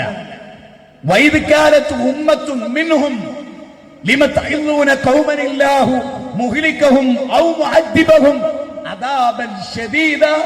അല്ലാഹു ഖുർആനിൽ പറഞ്ഞ 7-ാം അധ്യായം 164. അതിലെന്താ അറിയോ? ഒരു വിഭാഗം തെറ്റ് ചെയ്തു, അല്ലാഹു ഹറാമാക്കിയ തെറ്റ്. അപ്പൊ ഒരു കൂട്ടർ എന്ത് പറഞ്ഞു? ഒരു തെറ്റ് ചെയ്തോട്ടെ, അല്ലാഹു നശിപ്പിക്കുന്ന ആളുകളല്ലേ, നമ്മൾ എന്തിനാ വെറുതെ ഒക്കെ പറഞ്ഞ് ഫിത്ന ഉണ്ടാക്കുന്നത്? നമ്മളേതായാലും ചെയ്യണില്ല, നമ്മളേതായാലും ചെയ്യണില്ല. സഹോദരങ്ങളെ, നിങ്ങളുടെ അടുത്തേക്ക് ഒരു ബോക്സ്, നമ്മുടെ സമ്മേളനം, ഈ സമ്മേളനത്തിന്റെ വിജയം നല്ലൊരു പൈസ വേണം. നമുക്ക് നമ്മുടെ ഫാമിലി കോൺഫറൻസ് തിരുവനന്തപുരത്ത് വരുന്നു. നമുക്ക് ഒരുപാട് ഫണ്ട് വേണം. എല്ലാരും മനസ്സറിഞ്ഞ് നല്ലൊരു സംഖ്യ അള്ളാന്റെ മാർഗത്തിൽ അല്ലദീന യുൻഫിഖൂന ഫിസ്സറാഇ വദ്ദറാഇ കൊടുക്കുക. വമാ തുൻഫിഖൂ മിൻ ഖൈറിൻ ഫലിയൻഫുസികും. എല്ലാവരും മനസ്സറിഞ്ഞ്, കുട്ടികളും ചെറിയവരും വലിയവരും. സ്ത്രീകൾക്ക് ഒരു കുഞ്ഞി മോതിരം അയച്ചു കൊടുത്താൽ നമ്മുടെ സമ്മേളനത്തിന് 12 ലക്ഷം രൂപ വേണം. എല്ലാവരും കൊടുക്കുക. നിങ്ങളെ പിന്നെ അവർ സമീപിക്കുക, അപ്പോഴും നിങ്ങൾ കൊടുക്കുക. അള്ളാന്റെ മാർഗത്തിൽ കൊടുക്കുക, നല്ല കാര്യത്തിന് വേണ്ടി കൊടുക്കുക. ഒരുപാട് കുട്ടികൾ കഞ്ചാവിലും ഇതിലൊക്കെയാണ്. അതായത് മക്കൾ രക്ഷപ്പെടണം.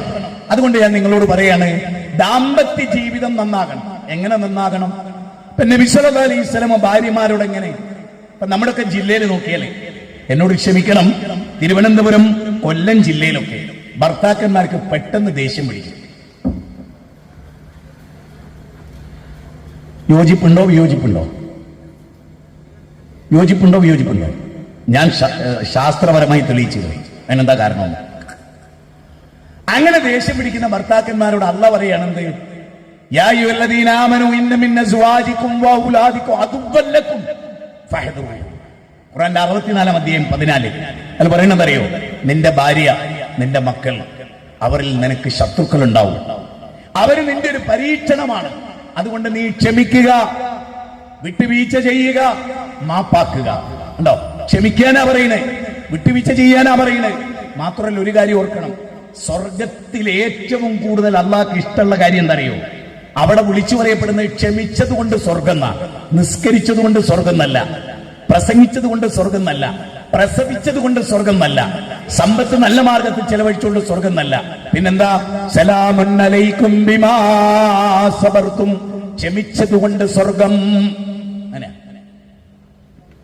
ഇനി ഞാൻ പറയുന്ന 10 പോയിന്റുകൾ നിങ്ങൾ ശ്രദ്ധിക്കും. നമ്മുടെ മക്കളെ വളരെ ചെറുപ്പത്തിലേ നമ്മൾ എങ്ങനെയാ വളർത്തിയത്?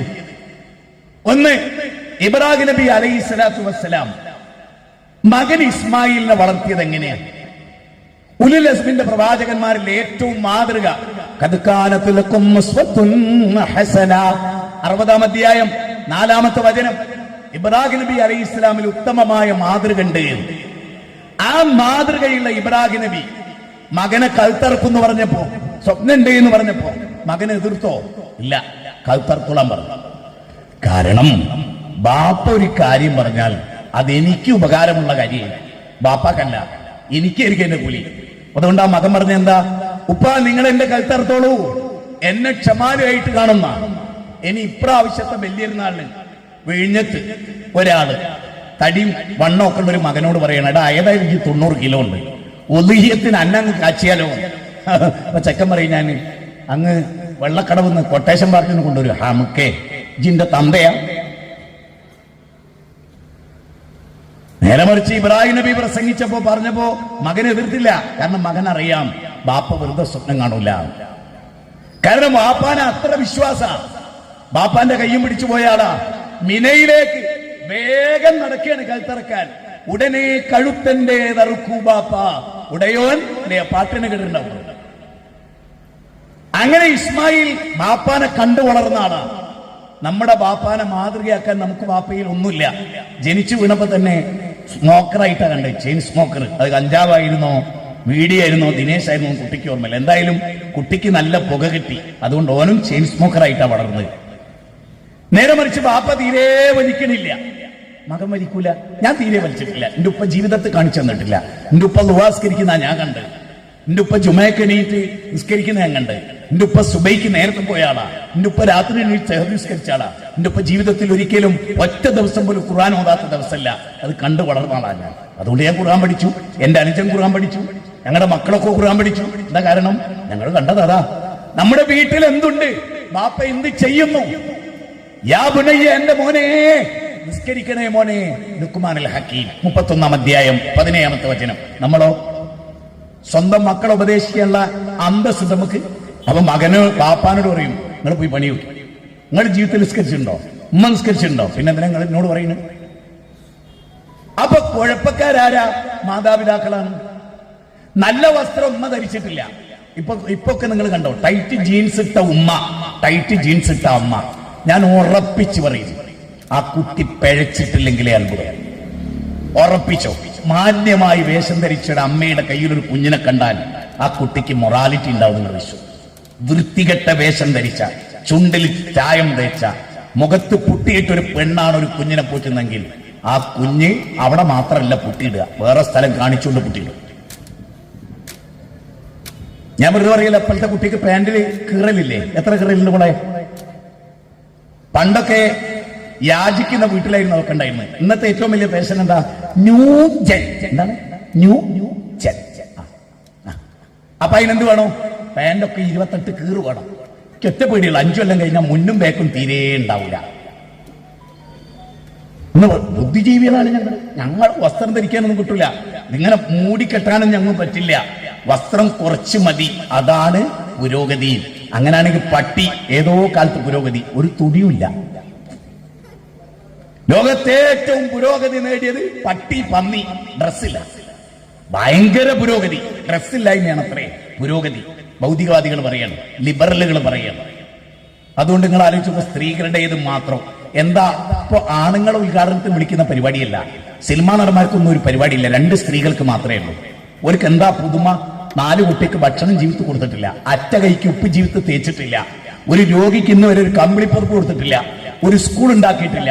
ഒരു രാജ്യത്തിന് ഒരു കോൺട്രിബ്യൂഷൻ നൽകിയിട്ടില്ല. കുറച്ച് ഇറച്ചിയുണ്ട് ശരീരത്തിൽ, അത് വിറ്റ് കൈയാക്കുക. വേറെ പരിപാടിയൊന്നുമില്ല. വേറെ എന്ത് മൂല്യവത്തായ സംഭാവന അവർ ലോകത്തിന് നൽകിയത്? മാത്രമല്ല, ഞാൻ എന്നെ അതിശയപ്പെടുത്തിയൊരു കാര്യം എന്തറിയോ? പണ്ടൊക്കെ ഉദ്ഘാടനം എന്ന് പറഞ്ഞാൽ അതിലൊരു ആത്മീയത ഉണ്ടായിരുന്നു. കാരണം ഒരു കട ഉദ്ഘാടനം ചെയ്യണേ ഈശ്വര ഐശ്വര്യം ഉണ്ടാകണം. എന്നാൽ അവിടെ പൂജയായിരുന്നു നടത്തിയിരുന്നത്. ഇന്ന് പൂജയല്ല, ഇന്ന് എന്തൊക്കെയോ കാണിക്കല പരിപാടി. അതിലെന്ത് പ്രാർത്ഥന ഉണ്ടാവുക? ആ കട നന്നാവുമോ? ആ കട നന്നാവുമോ? ഞാൻ അധികം പറഞ്ഞ കൂടിപ്പോവും. എന്റെ സുഹൃത്തുക്കൾ എന്നെ പറയുമ്പോ അതാ എനിക്കിത് കണ്ടിട്ടുണ്ട്. പെരുവിരൽ മുതൽ അങ്ങ് ശിരസ് വരെ. കാരണം എന്താ അറിയോ?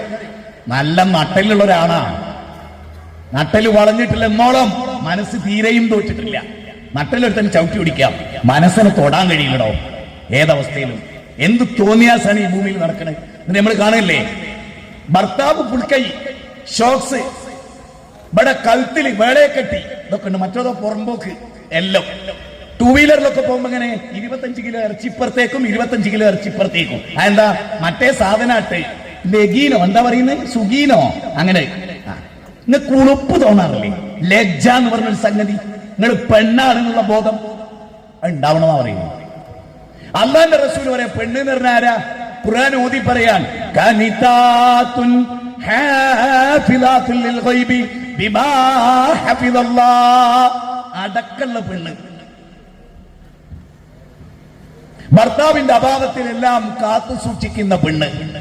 നിങ്ങൾ നോക്ക്, നമ്മളൊക്കെ ആളുകൾ എടുക്കുന്ന സൗന്ദര്യം, കുടുംബ മഹിമ, സമ്പത്ത്. ഉമർ ബിൻ ഖത്താബ് 20 ഭൗതിക സാമ്രാജ്യത്തെ ഭരിച്ച ആളാ. തന്റെ മകൻ കാസിമിനെ ഏത് പെണ്ണിനെയാ തെരഞ്ഞെടുത്ത്? പാൽക്കാരി പെൺകുട്ടിനെ തെരഞ്ഞെടുത്ത്. ഉമർ ബിൻ ഖത്താബ് പ്രധാനവും ഇങ്ങനെ നടക്കലുണ്ട് രാത്രി. ആളുകളുടെ സുഖവും ക്ഷേമവും അന്വേഷിച്ചുകൊണ്ട് വേഷം മാറി ഉമർ ബിൻ ഖത്താബ് പ്രധാനം നടക്കും. അങ്ങനെ ഒരു വീട്ടിൽ നിന്ന് ഉമ്മയും മകളും സംസാര. എന്നിട്ട് ശരിക്കും ചിന്തിക്കും, തിരുവനന്തപുരത്ത് വിഴിഞ്ഞത്ത് അങ്ങനെ ഒരു വീടുണ്ടാവുമോ? എന്താ സാർ? മോളെ പാലിൽ വെള്ളം ചേർക്ക്. ഇതാണ് മോളെ പാലിൽ വെള്ളം ചേർക്ക് മോളെ. അപ്പൊ ഈ കുട്ടി പറയാണ്, ഇല്ലമ്മ പാലിൽ വെള്ളം ചേർക്കുന്നത് പാവാണ്, സാമൂഹ്യ തിന്മയാണ്, ഞാൻ ചെയ്യില്ല. കഴിഞ്ഞ ആഴ്ച പോലും ഉമർ ബിൻ ഖത്താബ് റളിയല്ലാഹു ഖുതുബയില് വെള്ളം ചേർക്കരുത് എന്ന് പറഞ്ഞിട്ടുണ്ടമ്മ, അതൊരു സാമൂഹ്യ തിന്മയാണ്. അപ്പൊ ഉമ്മ ഈ മകളോട് ചോദിക്കുകയാണ്, മകളെ ഉമർ കാണുമോ ഇത്? ഇല്ല. ഉമറിന്റെ സൈന്യം കാണുമോ ഇത്? ഇല്ല. പാല് വാങ്ങിക്കുന്നവർ കാണുമോ ഇത്? ഇല്ല. അപ്പൊ ആ കുട്ടി പറഞ്ഞു, ഇല്ലമ്മ ശരിയാണ്. അല്ല കാണോ അമ്മ? ഉമറിനെ സൃഷ്ടിച്ച എന്നെയും നിങ്ങളെയും സൃഷ്ടിച്ച അല്ല കാണുമോ? ഇന്നഹും നോക്കൂ, എന്താ അല്ല പറയുന്നത്? അലം യഅലംബി അന്നല്ലാഹ യറാ. അല്ല കാണുന്നുണ്ട് എന്നുള്ള ബോധ്യം അവർക്കില്ലേ? ആ ബോധ്യമുള്ള ഒരു പെൺകുട്ടി ചെറ്റക്കുടിലിൽ. ഇനി ഞാൻ പറയണമെന്ന് ചിന്തിച്ചോ? ആ കുട്ടി പറയണം, അല്ല കാണുമ്മ, ഞാൻ ചെയ്യൂല. അപ്പൊ ഉമർ ബിൻ ഖത്താബ് റളിയല്ലാഹു രോമാഞ്ചം ഉണ്ടായി. അദ്ദേഹം വീടിന് മാർക്കിട്ടു, ഒരു ശരിയുടെ മാർക്കിട്ടു. എന്നിട്ട് വീട്ടിൽ ചെന്നിട്ട് മകനെ വിളിച്ചു, ഖസിം, ഖസിമേ, അള്ളാഹുവിന്റെ രഹസ്യത്തിലും പരസ്യത്തിലും പേടിക്കുന്നൊരു പെണ്ണിനെ ഞാൻ നിനക്ക് മണവാട്ടിയാക്കി തരട്ടെ. ആ കുടുംബത്തിലാണ് ഉമർ ബിൻ അബ്ദുൽ അസീസ് ജനിക്കുന്നത്. ഓർക്കണം, എന്തുകൊണ്ട് ഉമർലാനും പാൽക്കാരി പെൺകുട്ടിനെ തെരഞ്ഞെടുത്തു? തന്റെ മകനെ രാജാവായിട്ടും തെരഞ്ഞെടുത്തു. ലോകം കിടുകിടാ പറച്ച ചക്രവർത്തിയായാണ്. എന്നിട്ടും എന്തേ? കാരണം ഒരു തുള്ളി പാലിൽ വെള്ളം ചേർക്കൂലെങ്കിൽ സ്വന്തം ചാരിത്രത്തിൽ ഭർത്താവിനെ പറ്റിക്കോള് ഒരിക്കലും ഉണ്ടാവില്ല. ഈ ബോധ്യം. കാനിത്താത്തുൻ ഹാഫിളാത്തുൽ ലിൽ ഗൈബി ബിമാ ഹഫിളല്ലാഹ്. എത്ര സ്ത്രീകളുണ്ടെന്ന് അങ്ങനെ പറ. എത്ര സ്ത്രീകളുണ്ട് മുസ്ലിം സമുദായത്തിൽ? പണ്ഡിതന്മാരില്ലായിട്ടാ, മൊയ്ലിയന്മാരില്ലായിട്ടാ, ഉസ്താദുമാരില്ലായിട്ടാ, ദിക്ർ ഹൽക്കല്ലായിട്ടാ? ഒന്നും സ്വാധീനിക്കുന്നില്ല. വെള്ളിയാഴ്ചത്തെ ഖുതുബ പോലും അറബിയിലാ കേൾക്കുന്നത്. എന്ത് പഠിക്കാനാ? എന്ത് പഠിക്കാനാ? ചിന്തിച്ചു. ജനങ്ങൾക്ക് മനസ്സിലാകുന്ന ഭാഷയിൽ ഖുതുബ നടത്താൻ ഇസ്ലാം പറഞ്ഞു. നമ്മൾ എവിടെ നടത്തുന്നത്? ആരവിടെ നന്നാകുന്നത്? നിങ്ങൾ നോക്ക്. ചുറ്റും കറുത്ത് തമോമയമായ ഇരുൾമുറ്റും നിരവിധിൽ ഏകാകിയാണു ഞാൻ. കൂട്ടിനൻ തോഴനില്ലായികയാൽ എൻ നിദ്ര പറന്നുപോയോ. എന്റെ ഭർത്താവോടല്ല, ഉറങ്ങാൻ പറ്റണില്ല. നല്ല ലൈംഗിക തൃഷ്ണയുണ്ട്.